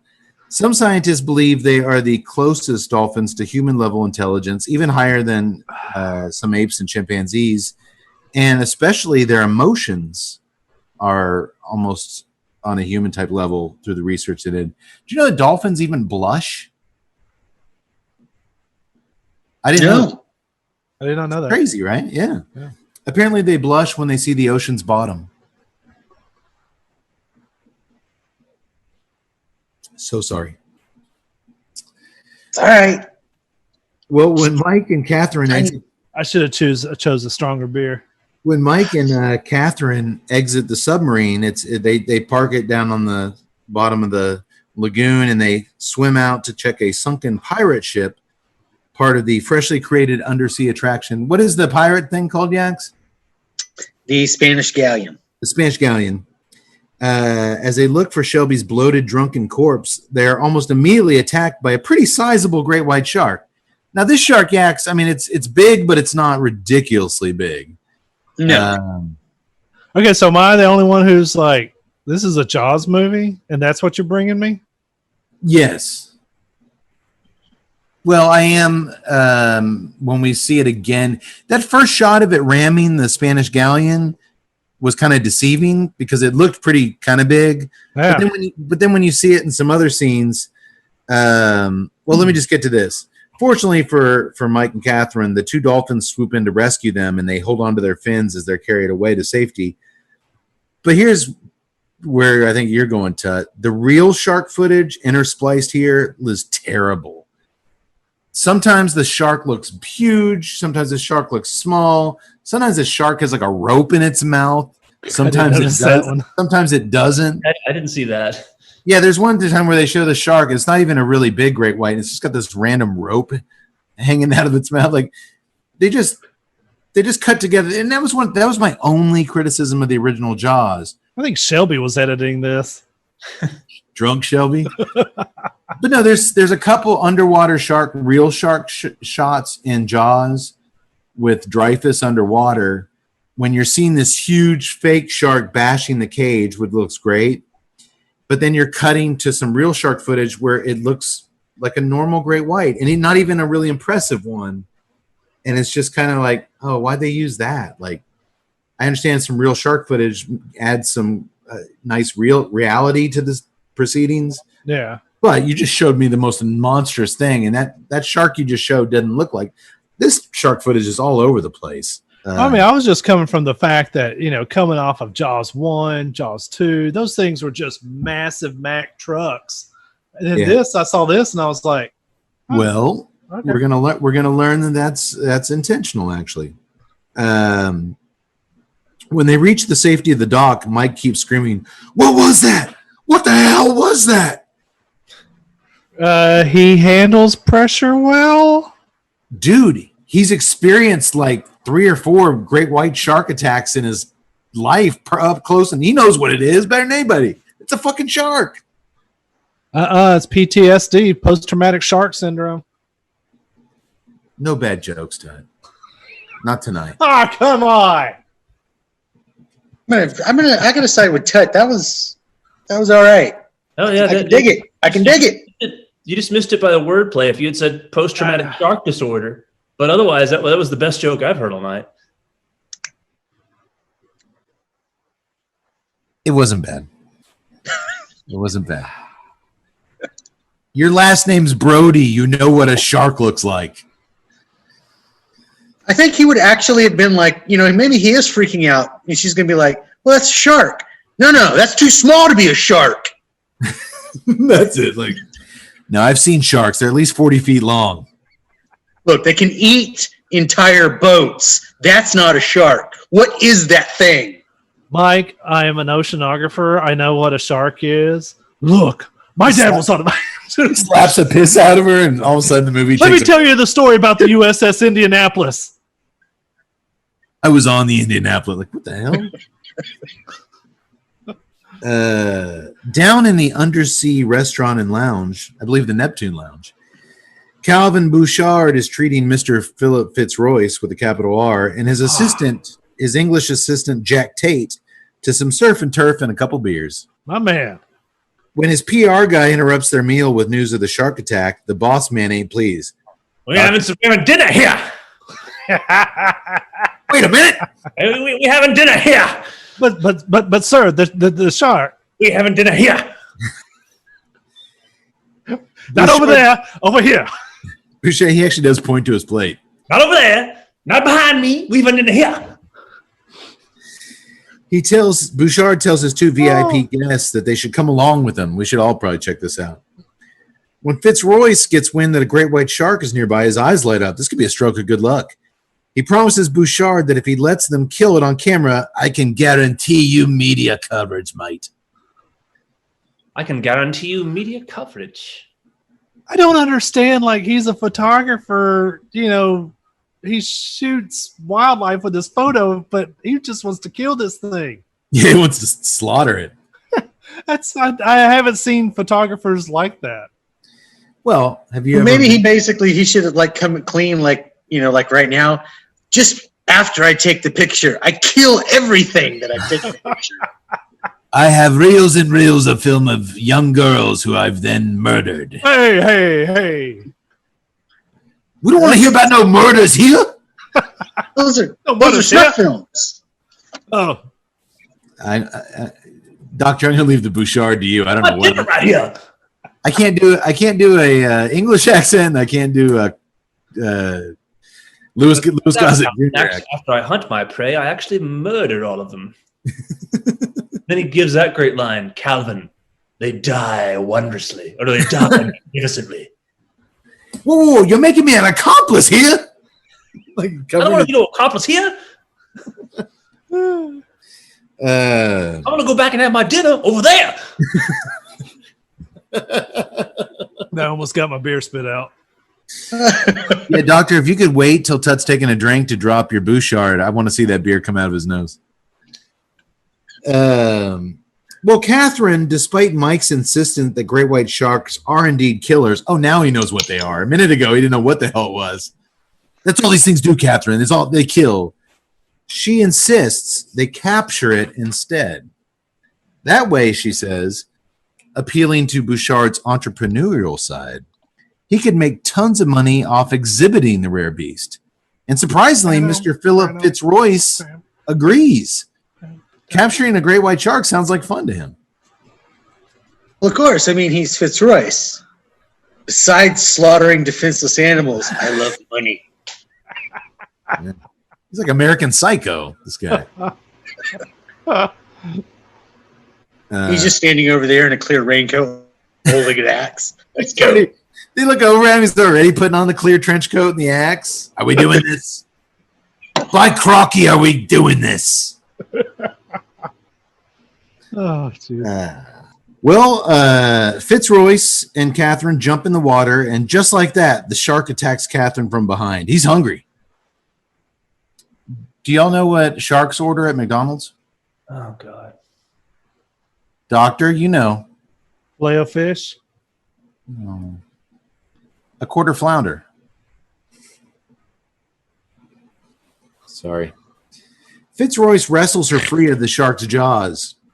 And right when the shark's fin breaks the surface, Mike, who for some reason has a crossbow now and is well trained in shooting it, places a perfectly placed 3D harpoon, we see it soaring towards us, into the shark's fin, tethering it to a buoy so it won't sink when Catherine tranquilizes it with her medicated spear through its soft belly, which she then does immediately, and voila, the shark is now property of SeaWorld. That was quick. Sorry, shark. The shark could have been anywhere in that place, and within 5 minutes they've got it. It's theirs. Well, I mean, I love how they continually tell us this is the most ginormous underground complex in this, but yet everything happens within 5 seconds of being in the water. Yeah. Everyone's okay, but all Bouchard cares about is the film okay? Me style. Whenever something goes wrong in the podcast, one of you guys gets drunk and like falls and hits your head, did you get it on film? But all jokes. No. But wait, the film's okay? But it sounds like you had a hard time too. Oh, yeah, everybody's okay. Doctor, you got to come in with the Bouchard voice. That one was kind of lame, though. I mean, as far as the whole scene, I actually liked it. I liked his follow up after the kind of dangerous down there. Yeah, I actually liked it because after the whole, but we got the film right. Oh, good. Oh, but you guys had a hard time too. I liked it. Am I the only one who thought that? I liked it. I just thought after all the shark movies that came out post Jaws, and then of course the first 2 Jaws movies, everyone became so interested in great white sharks. They don't really eat people. They don't like to eat people. Right. But these sharks are just hungry as hell for people. They're the devil's fins. Well, do you know what they actually prefer eating, like above anything else? What? Like seals? No, peanut butter and jellyfish sandwiches. All right. Catherine and Mike stay up all night nursing. I need to get more. I need to have a heart. Get back here, doctor. Back here.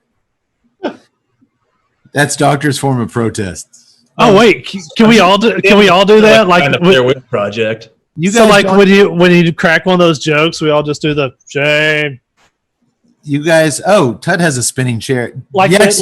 The kickboxer style. After Kung Pao kills that one dude, and the judges turn their back to him.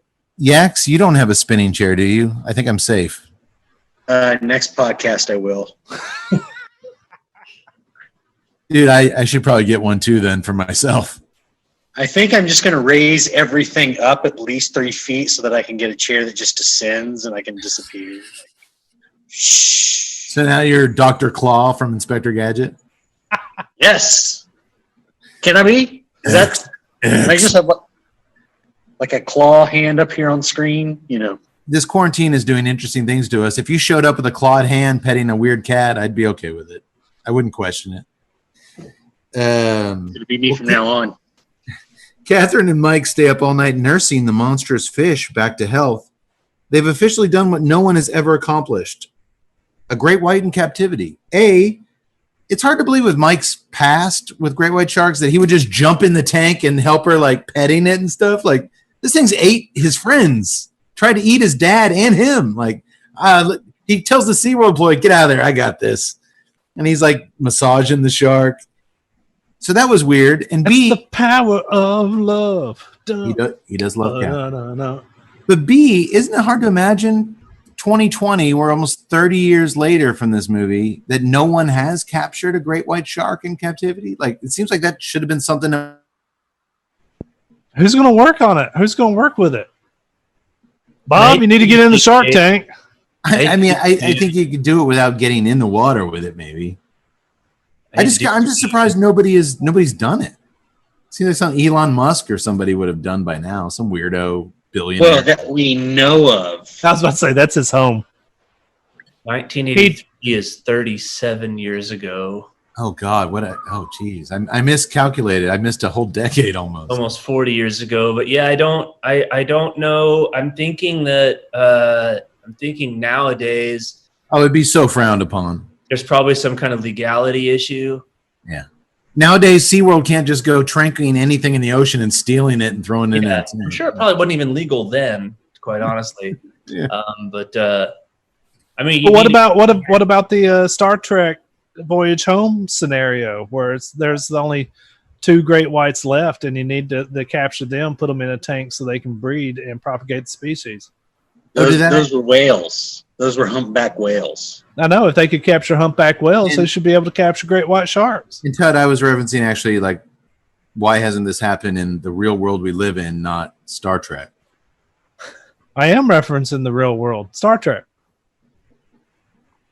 Doctor, can you turn around in your chair for me? Thank you. Oh, no, well, like I said, that we know of. I'm fairly certain someone probably has already done it. Jeff Bezos has some sharks with freaking laser beams. That dude has. I am fairly certain his office is just him in a giant aquarium, and he drops his enemies into, has them eaten by a shark.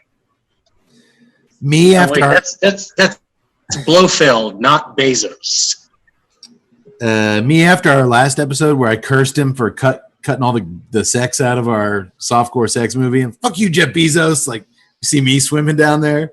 I think it's kind of. I want you to cut out all of the good parts and save them for me. So if I stand on this platform and don't ask questions, I'll get free Amazon Prime for a year. Okay. Yes. Here we go. Ah! I think it's kind of along the lines of having a grizzly bear in captivity. I mean, number one, it's going to be extremely dangerous to catch. And number two, you're going to need a giant enclosure. You're going to need a giant saltwater enclosure for a great white. And they just have behaviors, too, that are really interesting that a lot of people don't know about. If you watch a lot of that Shark Week stuff, you see where they've even had subs go down to the ocean floor and see them way down there. Yeah. And travel large distances. So I don't think it's really an animal. I mean, it's not.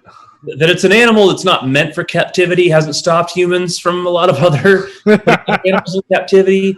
But I think there are certain ones where you almost just have to draw the line. The only thing comparable I can think of is I think I wrote about it, but I don't think I mentioned on the show, was when I went to the Dallas Zoo about 10 years ago, and they had just opened up this African exhibit. And so terrified as I was, Kate, you'll appreciate this, I wanted to go see the giant Saharan crocodiles. And, there's this big enclosure, and here are these 2 fucking magnificent beasts. I mean, tranked out of their minds. And I thought they were dead because it was like they had their tails to me. They're in this big enclosure. There's no way they're getting out of it. They're 14 feet long. and their heads are on the other side of it. Granted, it's a very hot day. It was in the summertime in Texas, so maybe they're just chilling in the water and not moving. It was like just like a backyard pool, but they didn't move. I think at one point I saw one of them like. That's kind of sad, actually. I was like, okay, he's not dead, because like they're either somebody just we've got to just shove these things so full of chemicals they can't move during the day, or. And I will say I was kind of moved with this perverse desire to pick up a rock and smash the glass and then just run as fast as I could just to see what happened afterwards. You're free. I did not do that. Well, I mean, I can understand like the grizzly bear analogy, because I mean, first of all, they ain't riding those little bitty bikes. You're going to have to get a whole new fleet of bicycles for them to ride. Doctor, could you turn around in your chair, please? No, that totally did away with your post-traumatic shock disorder. Joke too far. You're back at ground zero, my friend. Welcome to my world. Crap. Hey, man, you get some wins, you get some losses. Hey, I know, I understand what you're going through, man. You got to swing for the fence. Your call may be used for training purposes. I should have stopped there. But like Icarus, I flew too close to the sun, and I ended up telling peanut butter and jellyfish sandwich jokes. And well, sometimes your jokes flounder. I mean, Tut, no. I only have so much soul left. Every time we hear one of these jokes, it just another beer, please. Hey, that was a fish joke. You said soul. Did. Oh, I'm just gonna perch my beer right here. Oh God. All right. The next. Somewhere there's a tilapia dance joke in here somewhere. Oh, no, I've been searching for it. I got 2 more pages of notes till my tilapia joke. Oh God. The next day, it's business as usual at SeaWorld. Water skiers are doing aerial tricks to the delight of bleachers full of people. Entertainers are square dancing because I guess people like stupid shit like square dancing. In the 80s, people love square dancing. Oh my God, these people are eating it up. And hundreds of kids and their families are being ushered down. Of course, think about it. It's before the internet. It's before Google. It's before YouTube.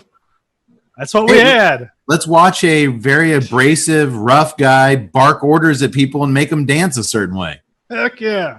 Sounds like fun. It's an idea of entertainment. Yeah. Maybe you ought to take the rod out of your house butt. I think you just described our podcast.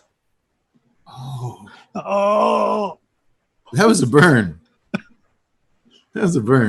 I don't know if I call myself abrasive. I know. I'm like, man, did I overstep a line there? I'm just kind of like, I was going for a funny, but that might have been a hurt funny. Well, little does Tut know my tilapia joke involves him.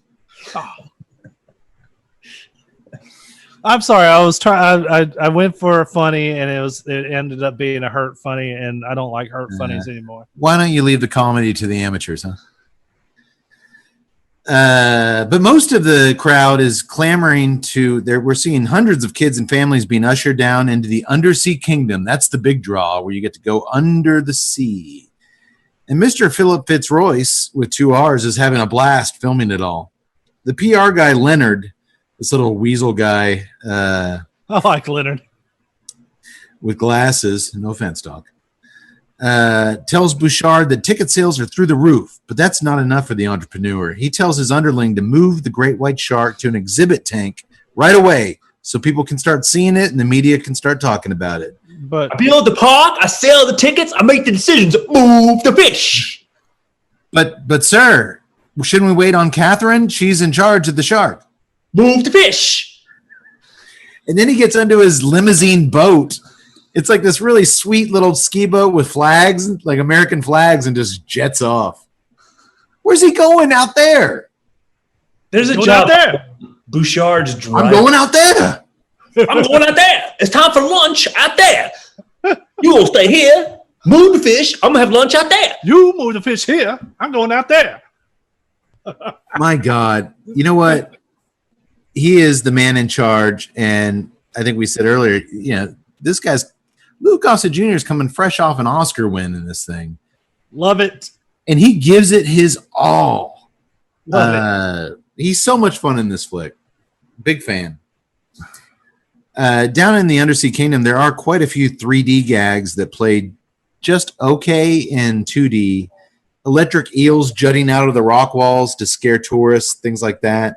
But I remember as a kid sitting in theater vividly, this shit making me jump in my seats. It worked really well in a theater on the big screen.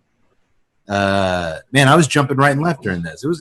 It's interesting because I haven't seen 3D in the modern era. I mean, this was my last 3D thing that I ever saw, and so I'm looking at it through what y'all say 37 years of beer, and so the memory kind of fogs up a little bit. Yeah, I was sitting there watching this show, and I remember those gags, and I was like, that really freaking worked. But on here, it's just kind of like, that was a 3D moment. That was a 3D moment. That was a 3D moment. I've actually, I know there was not so much anymore, but remember there was a time probably about, I don't know, 10 years ago, give or take, where every movie was offered to you in 3D. Oh, yeah. Yeah. You could see what are those Titan movies? Like Clash of the Titans. Clash of the Titans, or you could go to the next theater and pay $5 more and see Clash of the Titans in 3D. And I didn't do any of that stuff, but Yax and I did go to see Avatar. And I enjoyed I thought the movie was shit, but I did enjoy the visual experience. Like, wow, like they've come a long way since Jaws 3D. Like, well, I mean, it was the first movie made for the new 3D experience. Correct. And also it was, unlike a lot of those other movies, they weren't shot with 3D cameras. They put it in after. Afterwards, they transformed it into 3D, whereas Cameron actually shot Avatar to be seen in 3D. And I thought it looked really cool. But it's hard for me to say because I'm a big James Cameron fan. But when the dialogue and the storyline is kind of weak sauce, I'll disagree with you because I liked Avatar. Thought it was terrible. I saw a movie that came out at the exact same time, around 2009 or so, that was an enjoyable movie that had no business being in 3D, and that was the My Bloody Valentine remake. Yeah. If you're going to put Tom Atkins in a movie, and fuck Shelby, if you're not going to have Tom Atkins mustache in 3D, then why are you bothering? Like they had some blood shootout and some stuff like that, and it was like, whatever. A pickaxe come at you. Yeah. There was. I just wanted to turn around and that mustache be like. Yeah, that would have been great. It was Tom. If you're going to give me Tom Atkins in 3D, I would have seen that movie 4 times in theater. But otherwise, it was just like there was, like, hey, it's some pickaxes, some blood shooting out. I was like, nah. I take it back, Doctor. I said that Avatar was the only second movie I ever saw in 3D. I actually did go. My wife was interviewing for a job in Corpus Christi. Yeah, you told me you blocked this out of your memory. I believe. And we went after her job interview. We're in a new town down the coast, and I really wanted to see My Bloody Valentine 3D. We did see that. I blocked it out of my memory because it was a packed theater full of high school kids, and somebody throughout the entire movie was flicking nickels at my head. Like I kept getting hit in the head, and I'm like, what the fuck? It was like change. Some asshole, some punk kid was throwing loose change at my head. So I was getting hit by coins in 3D. That's why I didn't do it again until Avatar, and I'll never do it again. Well, I don't know if we're ever going to be able to go see movies again, but if I can, I won't. We will. Around and kicked his ass. 2026 is going to be a glorious year. I didn't know what it was. Should have just kicked the ass of everybody in the row behind you in general principle. Look, we can't all be badasses like you, Doctor, all right? I wouldn't fight anybody. I'm saying you should have done it. No. Who says I didn't? Peaceful right here. Yeah, we would have been right beside you saying, man, you gonna put up with that? I mean, kick his ass, Seabass. It was a dark theater packed. Seabass. It's serious. I'm joking. In all seriousness, that's horrible. I remember you told me about it. It's horrible. I let out some very, very unfavorable sighs. Oh, he's sighing again. Do it again. He's sighing again. Do it again. Yeah, that didn't help you at all. When Catherine hears a PA announcer tell the visitors that the Great White is now on display for their viewing pleasure in a fish tank, she races as quickly as she can to stop it from happening, but it's too late. Within a minute of the public being allowed to see the shark, it's dead. What was in that water? So a bunch of vulnerable children get to see the shark go belly up and die. I bet that was disappointing. You know what's never disappointing, boys? What's that? I'm glad you asked, Tut. I, of course, am talking about the never disappointing Pappy Van Winkle's Family Reserve Barrel Fermented Cigar from Drew Estate. This unique stogie is a long filler premium cigar rolled in limited quantities at La Gran Fabrica Drew Estate in Esteli, Nicaragua.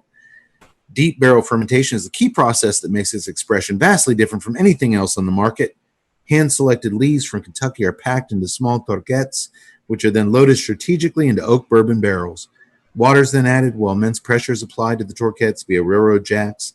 The tobacco is removed 2 to 3 times per year, shaken out, then repacked. You got to see these guys live in action at a barn smoker, Louisiana barn smoker, when they come back. To see these pros deal with this tobacco is just something to behold. The total process of fermentation takes 12 to 18 months, leaving a truly unique flavor profile and aroma. The Pappy Van Winkle's Family Reserve Barrel Fermented is now available at every brick-and-mortar Drew Diplomat retailer everywhere. And if you'd like to smoke the unique pig-sized Vitola of the Pappy, which smokes very different and tastes very different than any other size, head over to pappyco.com, the official Pappy Van Winkle website, as that's the only place you will find it. Man, hopefully one day the nature will let us get out and do that kind of stuff again, because you need to stick your head down in that barrel and get you a big old whiff of that. Woo! It's sugary. It's just this blood of the earth syrup. That'll wake you up in the morning. Woo! And nobody puts on a party like Mark Ryan in Louisiana. So No. Get your ass there. Nah, thanks, boys. Love that guy. So while some cute girls are looking through the windows of the Undersea Kingdom at all the beautiful fish that SeaWorld has brought here to be on display in the lagoon, suddenly Shelby's rotting corpse floats up with an eyeball hanging out of it, mustache still attached, causing them all to scream in horror and run away. And I'm just going to say one more time, somehow SeaWorld was okay with this movie. They invited the filmmakers here to shoot. Mike and Catherine go down to the lab to examine Shelby's body, and Catherine can tell from the bite marks to his mustache that it wasn't their shark that did this to Shelby. Here's my question. When a shark attacks Shelby down there, pretty muscular guy, you imagine he's probably tastes pretty good. Okay. Better than any school of guppies the fish is eating. Well, he probably tastes like booze. The guys, and they don't really kill humans to eat humans. Yeah, but you've got this big hunk of man meat down there, and you've ate. Wouldn't you eat the whole thing? Cade's desires notwithstanding, Tuttle is telling the truth. I mean, a shark normally attacks a human being thinking that they're splashing around like a seal or some other type of animal, so they bite it. I don't believe that, I don't believe that we ever have stories of sharks, or at least not too many, of sharks actually eating a person whole. They'll bite a leg off, they'll bite an arm off, they'll bite them in half, but as far as just going back and eating the rest of it, they generally don't do that, as far as I understand. Hey, it ate Quint whole.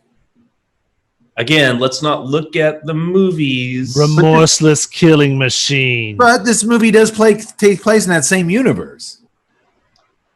I think we're gonna go with, this is the point where I go Jaws 3. It ate Sean's babysitter in Jaws 2 whole.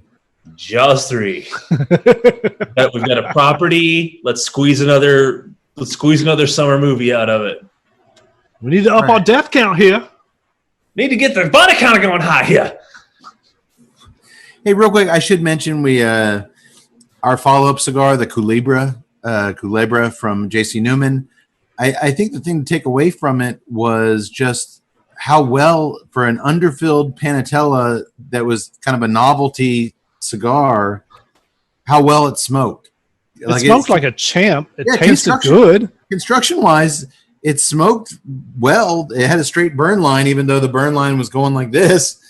It tasted good and it performed well. And if you're breaking apart a cigar into threes and sharing it with your buddies, and you look like complete jackasses smoking this thing. Oh, you don't, man. You look like you're self-aware and you don't give a fuck. It's a special cigar for some special moments, and we don't have those anymore, so we just did it on the show. But it was really impressive how well it performed, considering. I agree. Yeah, if you get a chance to go to a JC Newman, either a virtual event or when things get back to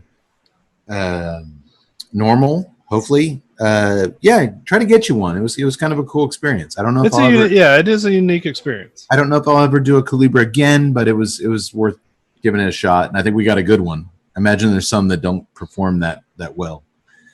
All right. So they raced down to the Undersea Neptune Lounge where Bouchard, Fitzroyce, and Fitzroyce's sidekick Jack are knocking back some cocktails yet again. They're always down there drinking. We got to get to that lounge. We got to get to that lounge. I just want a job like those guys where most of the time I'm just down in the lounge eating some, steak sliders and drinking. And I believe the Neptune Lounge is named after Neptune, who was the mythological god of the sea. Correct, Yax? Yes, indeed. And or Poseidon. That's the Greek one. There's Greek with a Latin name, yeah. There's Greek and Roman, right? Roman is Neptune. Correct. Yeah, there you go. Look at us all cultured up in here. Yeah, we're starting to kind of recover from your jokes, Tut. I think we're getting some of our credibility back. From Tut's jokes. Moving on. Catherine tells the men that whatever... I played a part. I egged him on. Catherine tells the men that whatever shark killed... I threw chum in the water.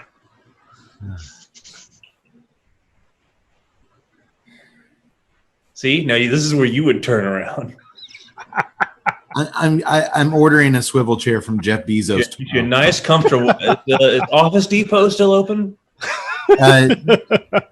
It's called Office Depot. If it doesn't look like I'm paying attention right now, it's because I'm trying to order a chair off from Bezos himself. Hey, Cade, you gave me some great advice on ordering a shredder to destroy documents. You get what you pay for. Get yourself a nice chair, buddy. Spend a couple bucks. Get yourself a good one. I will. Because look, you can do this. If you're listening to us, you need to go to YouTube just to see the glorious chair turn of the TNCC's one and only Dr. Disdain. Doctor, you going back real quick to the autopsy. Well, not an autopsy. They just basically go to examine Shelby's body in the SeaWorld morgue. Glad that exists. Have you ever seen any kind of skeletal damage done to a human being like what they witnessed there with Shelby? My God, the amount of tissue damage and muscle damage, his sinews have been destroyed by this magnificent fish. I'm afraid I have not, Mr. Cade. Every muscle fiber in his body must have been on fire when he was eaten. Do you think he'll ever return to work at SeaWorld on a full-time or even a part-time basis? I'm afraid at this point it's far too early to tell. Actually, it's not too early. No, he's deceased. He won't be getting a job there again. Okay, I agree with your diagnosis. And again, they could put him in that little haunted house thing in the Undersea Kingdom where the stuff pops out and just like Shelby, still working. Stick him on one of these things, and we'll just shove him out of the tourists. Look, Colleen, Mrs. Tutt is still there saying, "I hate that guy owes me alimony and child support. Put him back to work." Look, Colleen. Honestly, We don't want his death to be in vain. Well, I was just waiting for that doctor to come in and be like, well, you know what? I think we can do some good here. Where would you like the mustache sent? Put the mustache in the park. I build the park, I sell the tickets, I make the decision. Move the mustache.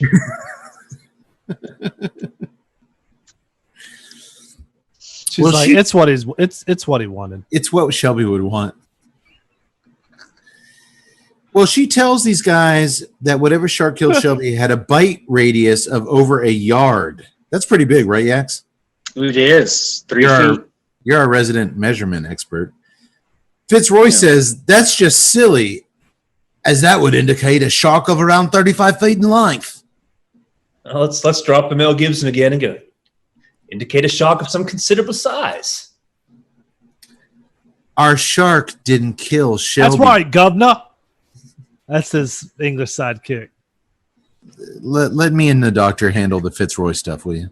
Oh, Great. You made the doctor leave. God, he's so sensitive tonight. Catherine says, our shark didn't kill Just Shelby. get another drink, boys. Just get another drink. Oh, okay. It helps. It helps. I'll try one more time. Our shark didn't kill Shelby, Catherine says. Its mother did. What? Doctor, to which Bouchard responds, Wait a minute. Talk about some goddamn shark's mother? you can't believe we're talking about a shark's mother. Dude, that's my favorite line in the whole movie. It's like, what are you talking about? Like a shark's parents? Talk about some shark as a mother? But Catherine doesn't need to say another word, as just then the mama shark herself shows up at the Neptune room's enormous viewing window. All these people chilling with their cocktails and they're just dancing, and they look out this window and they see, my God, this sucker is fucking big. It's like a Greyhound bus with a fin. I mean, this thing is just enormous. There's my shark. There's your shark, Tut. Kate, would you be comfortable personally eating in the Neptune room 40 feet below the surface with those fish swimming around? Oh, yeah. Not on opening weekend. Ever? Let some people test that out.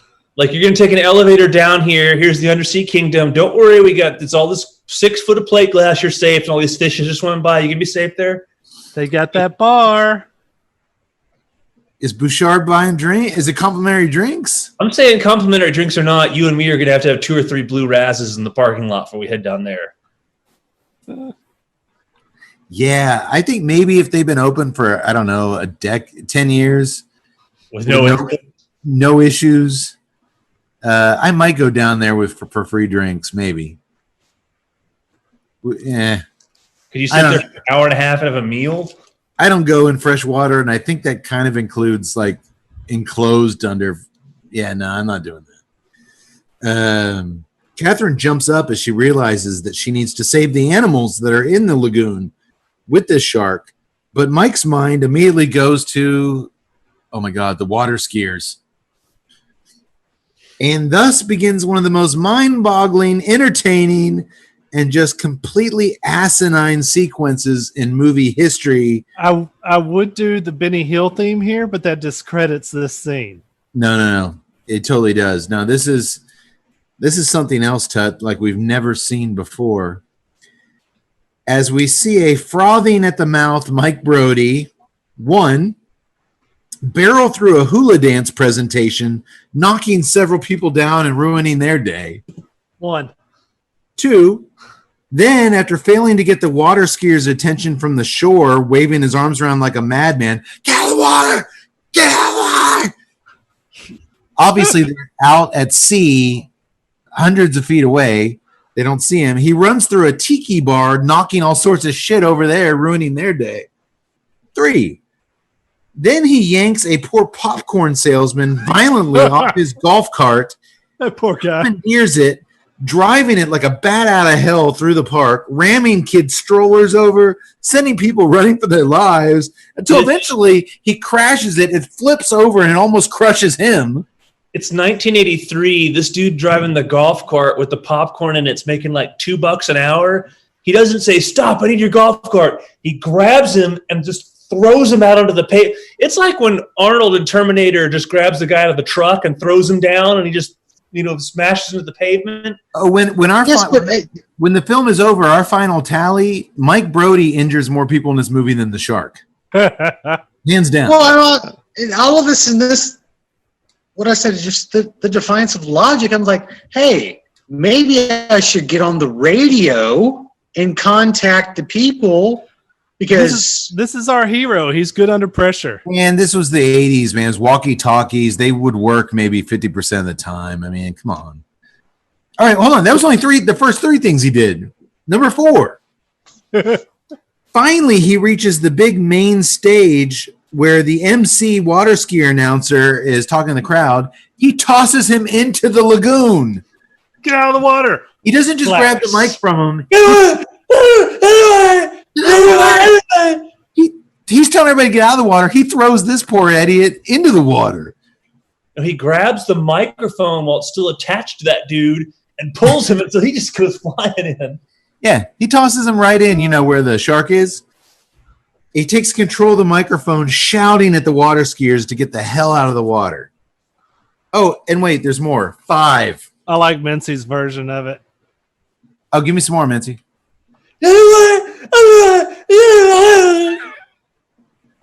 Spot on. Number 5. With a deranged look in his eyes, Mike then jumps in a speedboat to go help out and help any skiers that are in need. And when he has no luck at that, he crashes it onto the beach, almost killing a little girl. Mommy, she screams out right as he crashes in the beach. Oh my God, this guy's gone fucking bonkers. She's not terrified of the shark. She's terrified of Mike Brody. As she should be. Man alive. He just jumped out of the boat that his skis onto the beach. Just jumped out and just punch her right in the face. Stay out of the water! This is a crazy fucking scene that the doctor and I have made fun of religiously for years. And celebrated. What's that, doctor? And celebrated. And celebrated. If you only watch Jaws 3 for one reason, it's for this scene. There's actually a review that Cade sent me a long time ago, maybe like 10 years ago at least, where some guy wrote a review that the entire movie of Jaws 3 is just the breakdown of Mike Brody's mind. Starting with the fish that gets bit at the beginning that we talked about when it's moving its mouth open, and like starting with that, the whole movie is just a breakdown of Mike Brody's mind, climaxing in that scene when he just goes ape shit and just runs roughshod over the whole park, and as Cade adequately described. Oh, dude. He goes full in the mouth of madness. This is not reality. He just snaps. Maybe his thing about going to Venezuela was him entering a institution. That's a euphemism for a mental asylum. Yeah. Well, famed French composer Philippe Leroux says that every piece of music needs that one moment of madness to make it memorable. And I think we just witnessed it here in this movie. This is this movie's moment of madness, and it's glorious. It's glorious. Glorious. I will say this. The various shots of the shark fin racing along behind the water skiers are all very well done. Gorgeous. It looks smooth. That is obviously they made some fake sharks, some partial, just the front of the shark, some just the fin. But this, dude, the logistics, non-CGI of the water skiers actually getting up on their skis into a pyramid and tracking that shark fin by that had to be so fucking hard to do. First of all, the shark fin coming out of the water, no matter where it is or what the context is one of my favorite optics. I think it's like awesome. It's like a periscope coming up from a submarine. It's just but I mean, it's menace. You know that it's menace. But this with those skiers and the way it tracked with it. I think the shark fin emerging out of the water and racing towards somebody is kind of the equivalent of like the hyperspace stars in Star Wars when you see them, like those iconic kind of just when you see that shark fin, you're watching a Jaws movie. When you see the hyperspace shoot to hyperspace, you're watching a Star Wars movie. I mean, there's just nothing. It just gives you kind of chills that you're watching a part of something cool. Yeah. If that makes sense. Yeah, but given the context on the size of the shark, the fin sticking out of the water should have been like 10 feet tall. Up to the second tier of the pyramid. Well, that and its head would be beyond the water skiers. It would be like beyond the boat. Wait, what does the doctor say? Jaws 3. Yeah, 3. Jaws 3. But again, even with that cool cinematography and technical prowess, I think due to some optimal music score and lazy editing, I never got the full sense of dread and tension when the opportunity for it was right there for the taking. I didn't get tension, but I just got a shit ton of cool. It was a nice adrenaline thing. I guess I just wish more water skiers got chomped up. But that's never been the Jaws movie's MO. It's not a body count series. So I'll give it that. It's true to the series. Oh, and it's also during the sequence that we cut underwater to a close-up of the great white mama roaring like a lion. And I'm out. I'm out. Which is something that great whites can't, in fact, do because they have no vocal cords. If they did, that would be crazy, but they don't. They could, if they had vocal cords, they could talk and sing songs and stuff. And they can't. Well, I looked into it, guys. They can't sing songs. I do. It's not like Bruce from Finding Nemo here. I do a lot of fact checking, and sharks cannot. It'd be funny if it was. He's like, Jesus, this Brody guy's crazier than I am. Right? I'm just hungry. This guy's. Why are you scared of me, man? That guy's terrorizing your park worse than I am. Hey, Tut. Yeah. If sharks did have vocal cords, what would you call a shark that can't stop singing "You Can't Touch This"? MC Hammerhead. MC Hammerhead.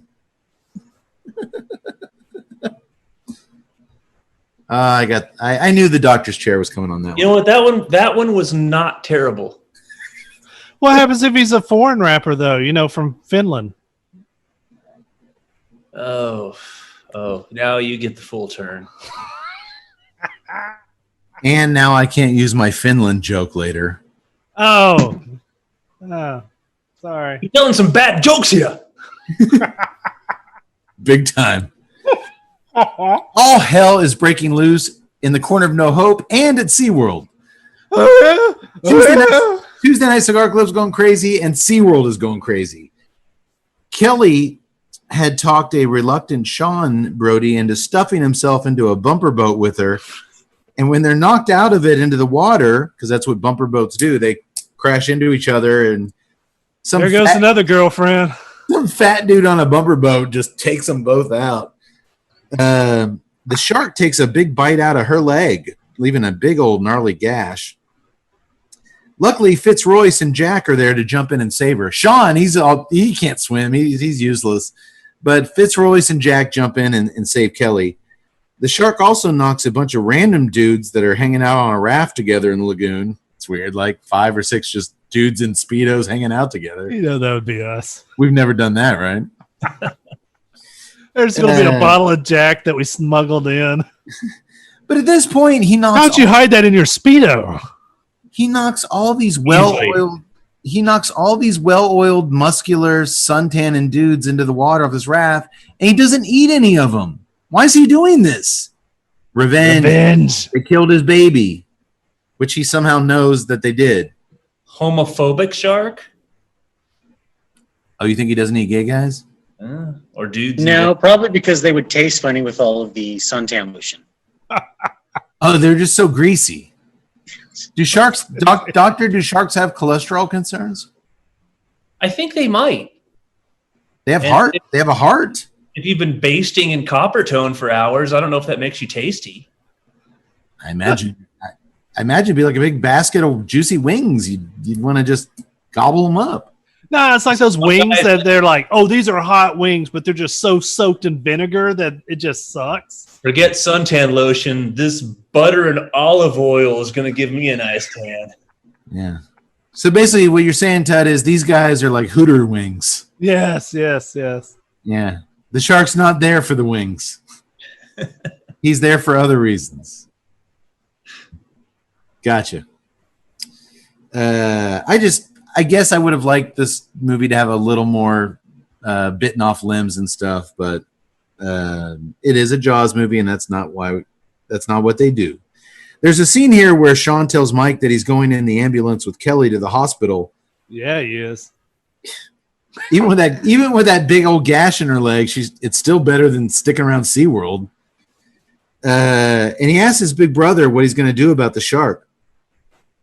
I don't know, Mike says. How great would it have been if Mike had said, "I'm going to call Dad"? They've said he's still alive. Awesome. He's still alive. He's killed 2 great whites with his bare hands. I'm going to call Dad. Even if we don't see him call Dad, and if later on there's a scene like he was sleeping or he was drunk, I couldn't get him on a phone. That's Whatever. not a bad idea. Yeah, that's not a bad idea. No, because then you would have had to have followed up on it. What do I know about screenwriting? Absolutely nothing. I don't know. I don't know if you. I mean, couldn't you have done like something like, "I need to call Dad," and then Sean, instead of like doing where you actually have to call Dad, just Sean go, "Just kill the son of a bitch. Just kill him, Mike. Avenge Kelly. Avenge my babysitter. Avenge everybody that this thing has eaten of our entire lives." You can't call him. He said he wouldn't take the paycheck to be in this movie for anything. Or what if Mike was like, "No, he's been through enough. He just had heart surgery. If he knew we were fighting another shark, it would kill him." Something cool. You could say something. This year probably been so like, just stick the phone in the water. Ah! Mom said don't bother him with shark stuff anymore. He's trying to watch the ball game, damn it. After Bouchard calmly announces on the PA to those in the Undersea Kingdom to, what's he say, Doctor? Follow your tour guides. Follow your tour guides. Move to the nearest exit.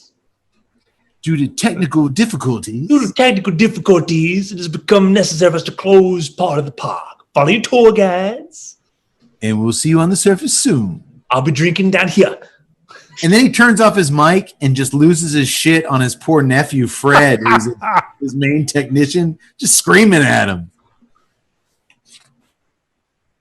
Poor Fred.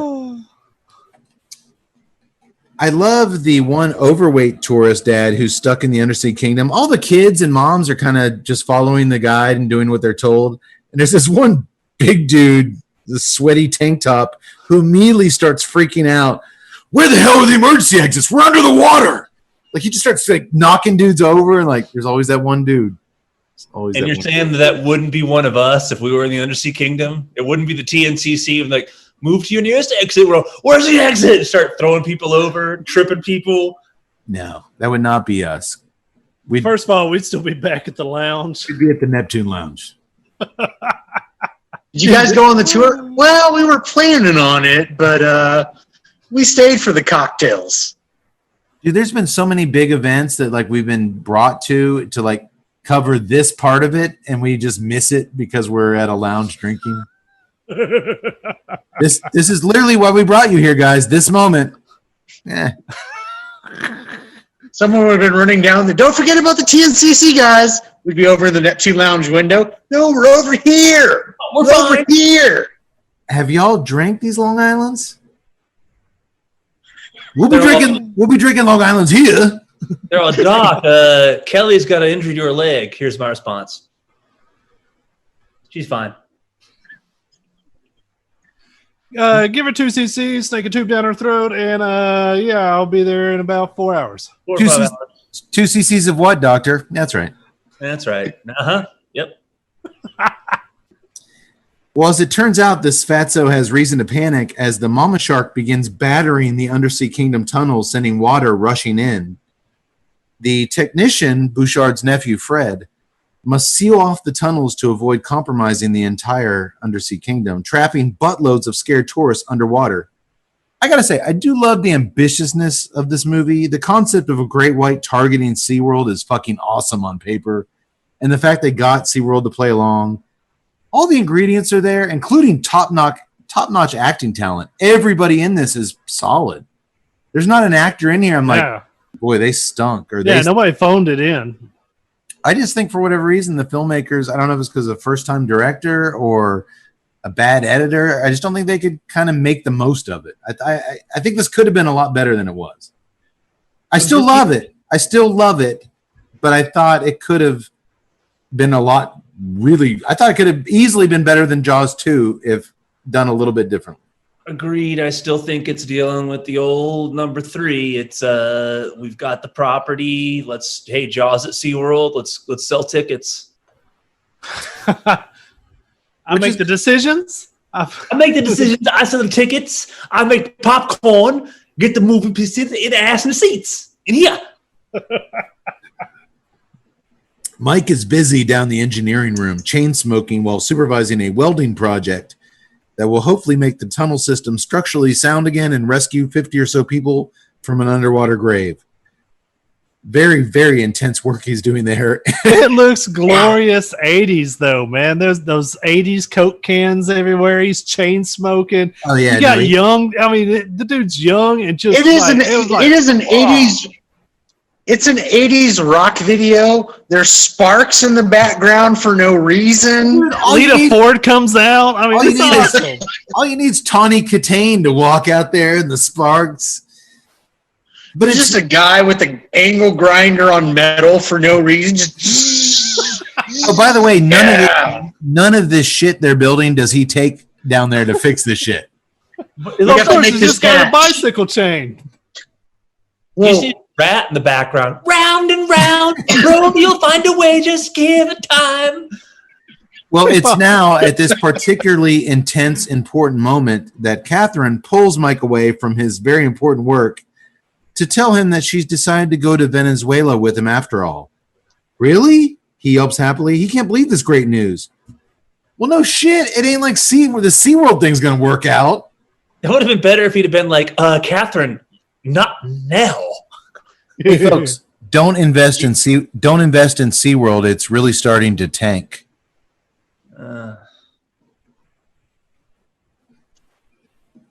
But really, another piece of my soul. That was it.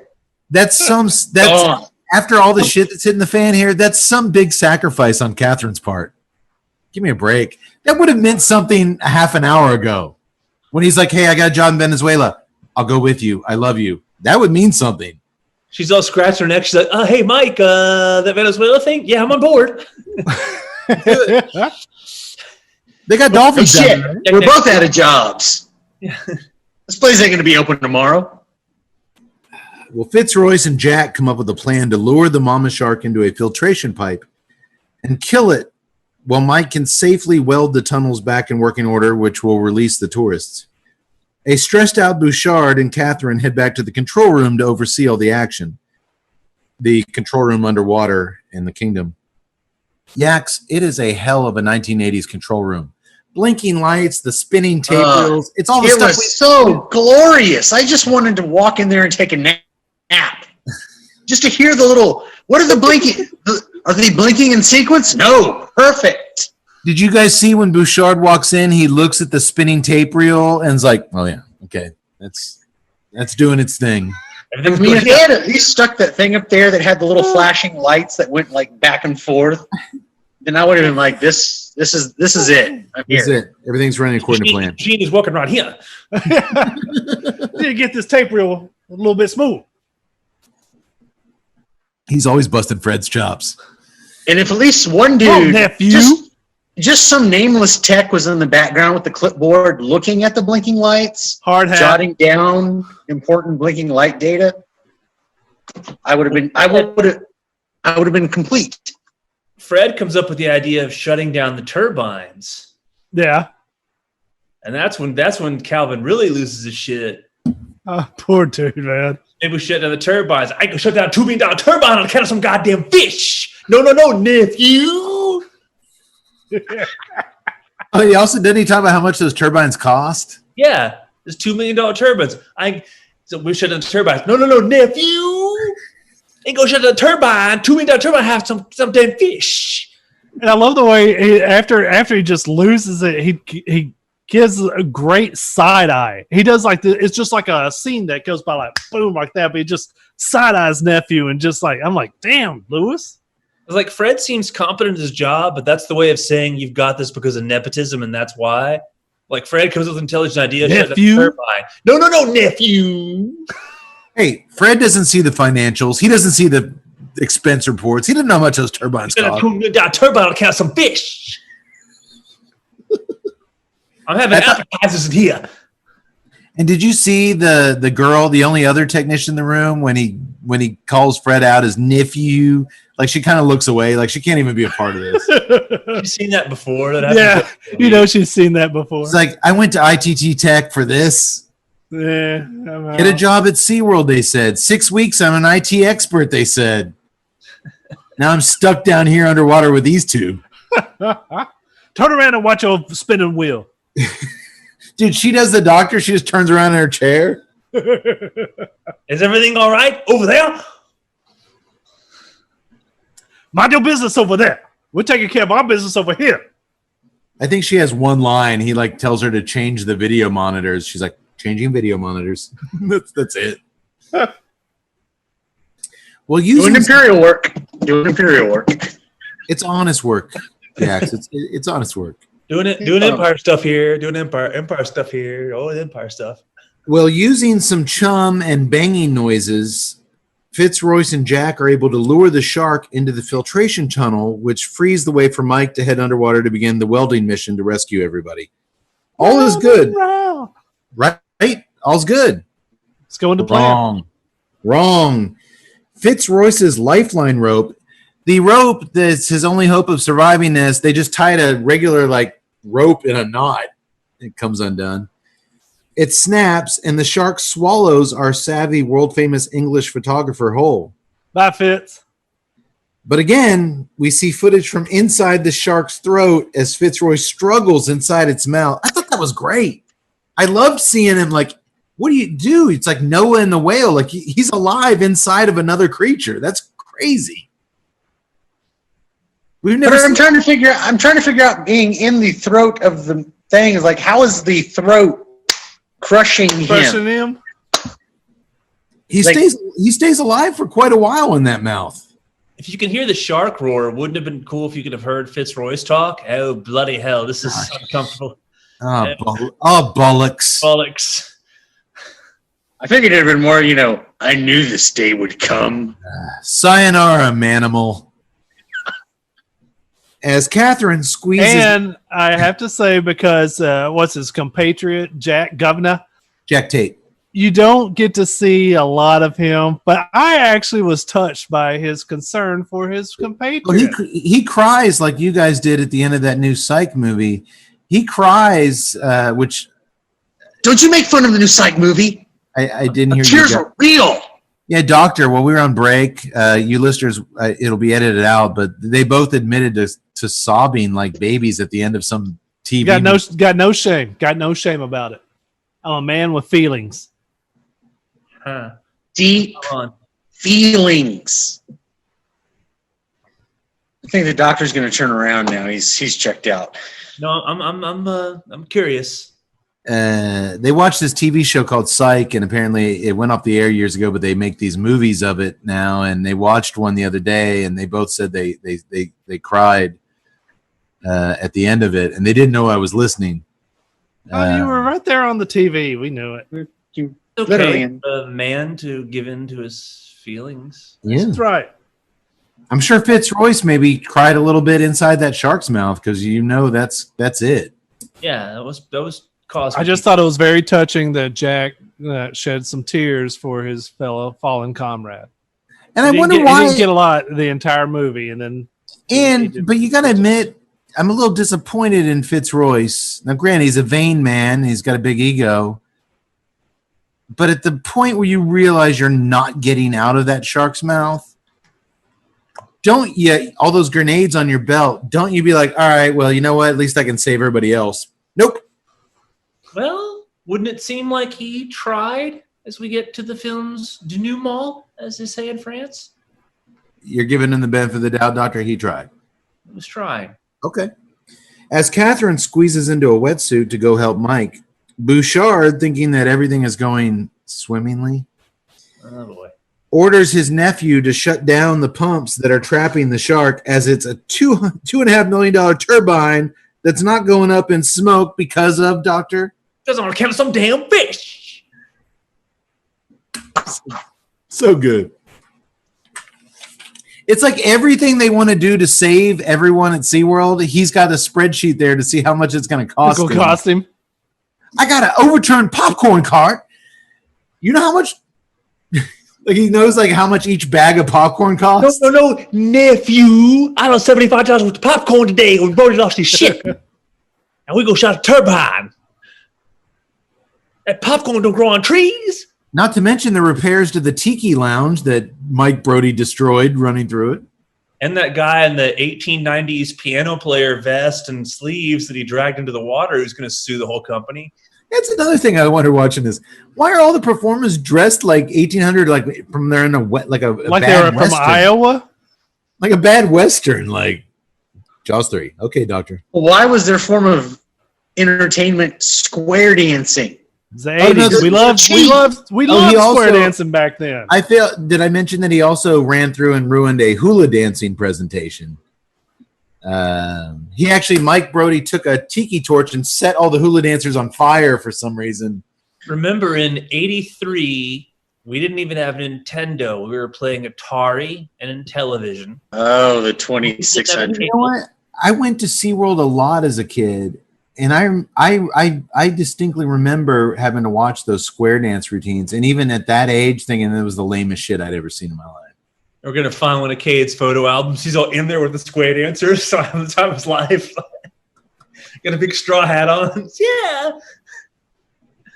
Was the straw hat backwards?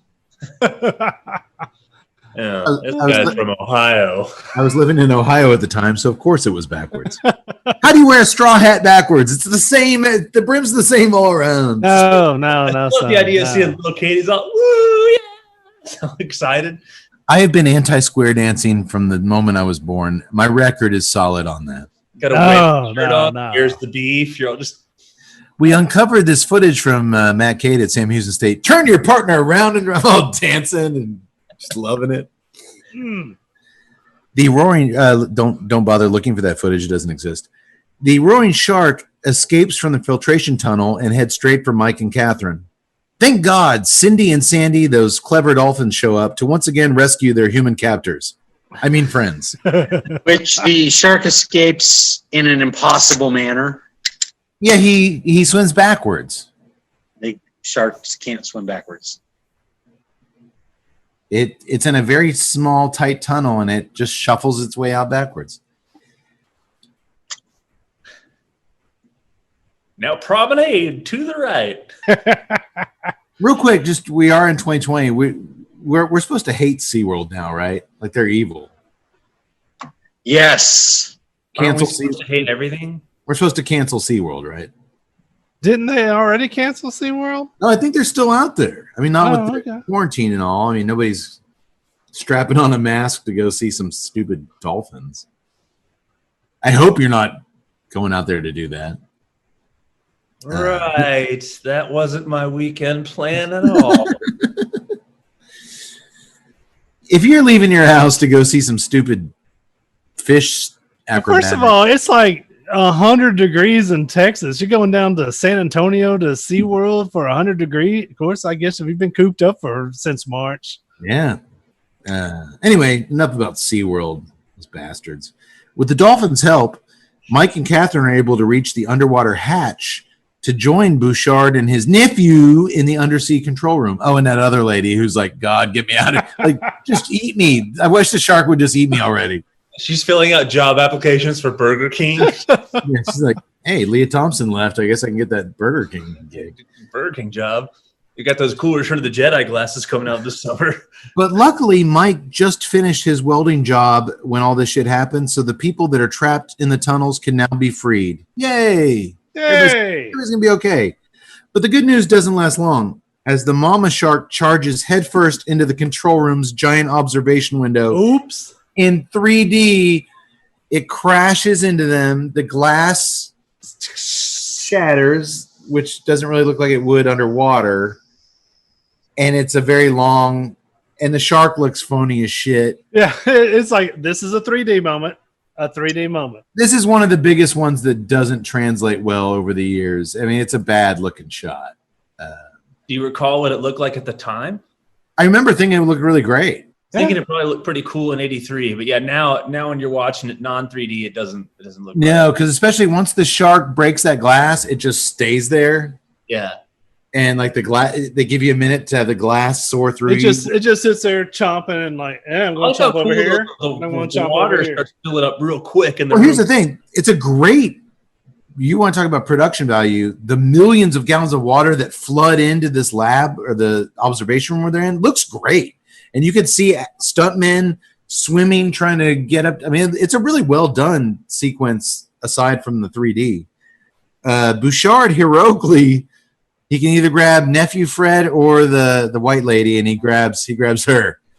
Fred gets chomped. We do see Fred get eaten to bits. Only reason why you got this job, nephew. Poor Fred. Bouchard saves the chick, and Fred gets fed to the shark. Turns out he had a medical degree from Florida State, and he chose this job instead. Well, it's like my degree from the same state. This fucking shark is so big, though, it can't fit into the giant control room. So it's just kind of hanging out there at the window, roaring at Catherine and Mike. They have enough time to like look at each other like, what are we going to do? Let's put our scuba tanks back on so we can breathe, and we'll figure it out. Like, it's so big it can't get to him. Mike notices that Fitzroyce's hand is still stretched out from the shark's mouth. Or it's inside the shark's mouth, but they can see it. And it has one of his grenades. Doctor thinks he was trying to blow it up, but he just died too soon. He got it there. He tried. So Mike bends a steel pole, fashioning a makeshift hook, and uses it to reach in and pull the pin on the grenade, blasting the mama shark to pieces, just as his father, Sheriff Martin Brody, did so many years ago. The shark's jaws and teeth soar out of us in 3D. It's a big bloody mess. Mike and Catherine rise to the surface out in the lagoon. We made it, he yells. What about the others? Catherine asks. Calvin and Lisa are okay. What about the dolphin? She asks. What about fucking Fred? Nobody cares about Fred. Nobody cares. Poor nephew. Sorry, Fred. Sorry, nephew. But no worries. The dolphins show up on cue and give him a ride, and all is well again in the SeaWorld. Well, unless you're Fred.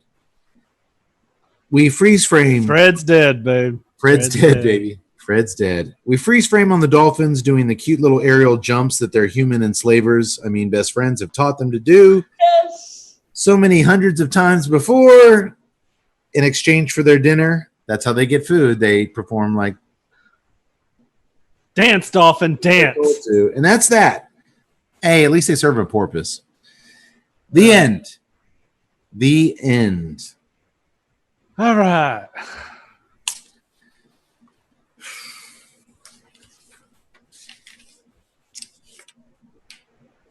I had a joke there that possibly Mike and Catherine, after all this, deserve a vacation. Maybe they'll go to Finland, but Tut used that joke already. So I'm remiss to mention this, but I think the first time I watched this movie, I don't think I saw it in the theater because I don't have a specific memory. And a lot of movies from back then, even though it was a long time ago, I think you'd remember this one, Doctor. I do have specific memories of stuff. Like I can remember the whole time. I remember the whole story about going to see Conan the Destroyer in 1984 with a friend of mine, Kate, a guy who went to elementary school with, Richard Herrera. His brother, his older brother Billy. It was when PG-13 was Conan Destroyer was PG-13, right? It wasn't R. The very first PG-13 movie I remember and seeing was Temple of Doom, and I think that might have been the first PG-13 movie. Was Conan the Destroyer just PG though, or was it PG-13? I actually want to say Conan the Barbarian was R. I think Destroyer was actually just PG. Because I can remember the belated point I'm making that in 1984, I turned 9 that year, and Richard's older brother Billy was like 16. So that area that is now that apartment complex in between, the Canyon Creek neighborhood, it became the Raintree Apartments and the Apple Creek or whatever. That was just a big field, and Cinema 5 had just opened, And so one day in the summer of '84, Billy, who was 16, walked me and Richard through that field. There's something your parents won't do today. My mom was like, whatever. We just walked through that field and watched Conan the Destroyer in theaters. Like, I don't think I saw this movie in the theater, but what I was getting at is the earliest memory of this movie was, as stupid as it is, I thought when you see Fitzroyce there at the end with the grenade in his hand, that even though he's been in the shark's mouth for 10 minutes, he was somehow still alive. And no, I mean, technically it could be. Like the eyes are open and he's holding the grenade. It's like he had a scuba tank. I mean, he could have been. I was like, how can that be? How can he still be in there and alive? But I think he wasn't, of course. But that was one of my thoughts. Was like he was still somehow alive and just holding the grenade. I have very, very vivid memories of very few. The ones I do remember seeing in the early '80s. Jaws 3 is definitely one of them. I also remember Red Dawn scaring the shit out of me.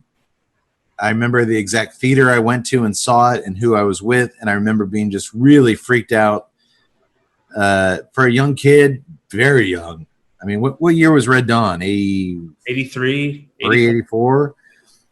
The concept of us not being safe in America just blew my mind as a I was in elementary school, for God's sake.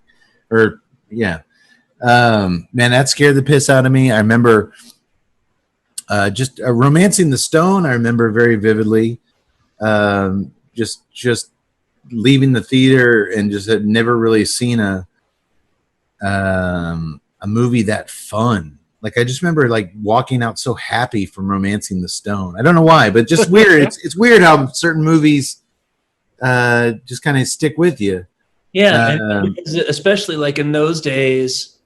And my Romancing the Stone story is a bunch of us, somebody's mom or dad was going to take us to see Greystoke, the Legend of Tarzan. Yeah. Yes. Showed up at the wrong time, so we saw Romancing the Stone instead. Yeah. And it was like, wow, that was a win. Well, I remember afterwards, my grandma took my cousin BC and I to see Romancing the Stone with some other people. And I remember afterwards, what'd you do when you were a kid? You'd watch a movie, then you'd go home and play the movie. Yeah. And I remember it. I'm like, all right, I'm going to be Jack from I was the older cousin, so I'm Jack, and I made him be Danny DeVito. He's now in a mental institution. Yeah. So it's funny because like so many people in those days, now it's nothing, but in those days in the 80s, having HBO or Showtime was a big deal.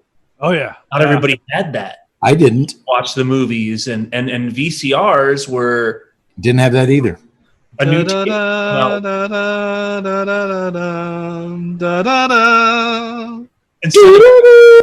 instead of now or back when they had video stores, a tape would come out to rent like over a year after the movie had been in the theater. So it was like having HBO or Showtime was like a big friggin' deal back then. Yeah. And then the last one, and there's others, but the last one, speaking to your point, Doctor, what would no parent let their kid do today?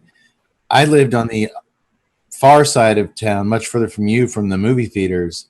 And one summer, I remember my mom worked during the day, and I was given just some random ice cream money or video game money or whatever. And back then, you could go see a matinee for $2-3, which seems crazy now. But dude, at least a safe estimate, at least 10 times over this summer, I rode my bike at least 15 miles. You ain't doing that now. To the cinema, down busy like the main streets, to watch Tim Burton's Batman. I watched it like twice a week for weeks. I would ride and just sit in that theater and watch. Yeah, those were kind of cool times. We're better because of it, in my opinion. I know I'm biased, but I thought you were saying we're better because we don't let people do that. I'm like, what? No, we're our generation, in my opinion, and I'm admittedly biased. We are better because we had those experiences as kids. I think so. It wasn't dangerous. Well, there's a million factors that come into play there on why we can't do those things anymore, and I understand why we can't. I mean, but we've touched on that over the years quite a bit on the podcast. But yeah, it's just, you know what, certain movies just resonate with you, guys our age, girls our age, because of your experience in the theater and how you got to that theater and who you were with in that theater. And I think now more so than ever, well, obviously quarantine aside, COVID-19 aside, where everybody's just watching shit at home or on a tablet. I think that's something that's going to be lost for a whole generation of kids. And that's sad. They're not going to get to have the Jaws 3D memory. And I'm glad, you know, I got to see it with one of my favorite people, my Aunt Nancy. And it was something that some other older of our relatives disapproved of, but she said, fuck it, we're going. And I'll never forget it. And so I'm glad we did. I'm glad out of all the Jaws movies, we did Jaws 3D. I think it's the most, it's the easily the one that I had the most fun with. Oh yeah. And I think the best one to do a show on, I mean, what can you say about Jaws at this point that hasn't been said 1,000 times? Right. And, you know, and Jaws 2 is a great sequel, but same thing. It's, you know, Jaws 4 might be an interesting show, okay, to consider in the future. For never say never. That thing's got some meat on the bones. For different reasons. Would you say it's got some teeth? Doctor. Come on. Wait, you know what? No, that doesn't get the turn. Okay. You know what? That joke actually had a purpose. I'll allow it. Jaws 4 might have that I could see that being an interesting show for different reasons. This for me, this was a good show. I love this movie. I love it for its faults. It's got faults. We've talked about them. It's got some big faults. This movie's fun. I'm a big Jaws 3 fan for all of the reasons, good and bad, that make it what it is. It's an enjoyable movie. I'm a huge fan. It was fun revisiting. I hadn't seen it in a good while. Like, sat down and really watched it. It comes on AMC all the time in the summer, but I hadn't really sat down and give this movie some proper attention in a while. So I love it when we do that. We do a lot of movies I've never seen before. I like going back and watching a movie I've seen a million times and really seeing it with some fresh eyes. So yeah, fucking A. It's summertime and a shark movie that tracks. Tut, do your thing. All right, so why don't you join us on YouTube? You can find us at Tuesday Night Cigar Club. Real quick, Tut. More so than Facebook, which Instagram, we get some great traffic, great views on our Insta stories, and that those numbers slowly grow. YouTube subscribers and YouTube views is where our shit is at right now. Like, we get our monthly reports from YouTube, and the hours alone that people are checking out the show, I can't wrap my brain box around. Like, it is crazy. I don't question it. In a good way. So, YouTube is the place to be for us right now. So I'm loving it. So jump on over to YouTube, Tuesday Night Cigar Club. You can see these beautiful mugs. And then and you can see me drinking up this beautiful mug from O'Brien's in historic downtown Temple, Texas. Can you hold it closer to the screen, Ted? It's so small. It's going to be September Fest. Anyway, so by the way, hit us up over on Instagram at TNCC Cast. You get to see all the freaking pictures and all the cool stuff we got over there. You can find us on Facebook, Tuesday Night Cigar Club. Hit us up on Twitter at TNCC Cast. By the way, if you want to buy some cigars, go to TuesdayNightCigarClub.com. Hit on the Famous Smoke Shop banner. It'll automatically put a promo code in, TNCC20. So if you spend $100, you're going to get $20 off. And like Yogi Bear said, that's 20% off. I'm not sure if he said that, but I'm saying that. Yogi Bear or Yogi Bear? I've heard it both ways. And if you want to go to, just buy something, go to the Amazon banner on TuesdayNightCigarClub.com. Do your shopping there. We get a little kickback. And I think that's about it. Did I cover all of our bases? I like it. Breaking news since the show started. Yak Boys Pub, O'Brien's, and Irish pub in downtown historic Temple, Texas. At the beginning of the show, we mentioned that it was suffering from the COVID-19. Breaking news, flash forward a few hours, it's open for business. So get your ass down there. Get yourself a sandwich, a burger, a sampler. Cody's open to substitutions if you want to get rid of the mushroom caps and throw in some extra cheese sticks or some boneless wings. That's false advertising. Y'all still got that shepherd's Much pie like down Mike there? Brody's inane dash through crowds, shoving them into the water. Cade's inane. None of that's true. Yax, when someone orders substitutions on one of your sampler platters, is that what you do in the kitchen? Just shoving barrels of shoving. There's no substitution here, nephew. No, there's gonna be no substitutions here, nephew. We have enough sample patterns here. I own the pub. I buy the bottle caps. I own the pub. I buy the mushrooms. I move the food. Do what I say. We have sample patterns here. So get your ass to O'Brien. That's an accurate representation. I imagine so, from both you and your older sibling. So that is awesome that you guys are back in business. And yeah, we'll be back in business very soon with another fun, lighthearted summer episode to cheer you up and to make your quarantine and your lockdowns, if you're quarantine lockdown, which you should be, if you're out there running around, knock it off. We're trying to get rid of this thing. So stay at home, tune into the Tuesday Night Cigar Club, make yourself a drink. Right here. Yeah. And we're going to do our best to entertain you for free. This doesn't cost you anything. Is that right? My liver. Is that right? We're doing this shit for free? Yeah. Hey, what? What? Huh? That doesn't sound right. It's a lot of work. Free? Not. I'll look- Entire free. Out of the podcast. Out of the podcast. Well, hey, everybody. As the large swarms of anonymous, uniformed people take over your cities and warrantlessly shove you into military vehicles and shuttle you off to somewhere we don't know, and as the world gets scarier and scarier, don't forget, may the wings of liberty never lose a feather.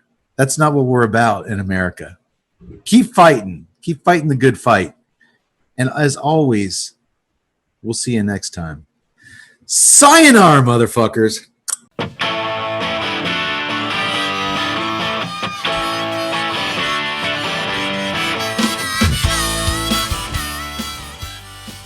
Just when you thought it was safe to go back to SeaWorld. Now, I'm not saying I'm banned from all SeaWorld locations in North America, but I'm not saying I'm not either. You folks that are still allowed to that stupid place, you tell me if you see a single sign anywhere that says pants are required when riding the bumper boats. And while you're at it, you can report back if you see a single sign anywhere that bathing suits must be worn at all times when sunbathing on SeaWorld grounds. Because I sure as shit didn't see any of those signs whatsoever. And here I am getting judged and banned from a lame-ass theme park just because I let my little mini Shamu breathe a little bit. So okay, I guess I'm saying that I got banned from SeaWorld. And possibly from all North Dakota Applebee locations, but that's another story for possibly another time. Hey, my mini mozzarella stick needed to come out for some air as well. Don't judge me, you sanctimonious bastards.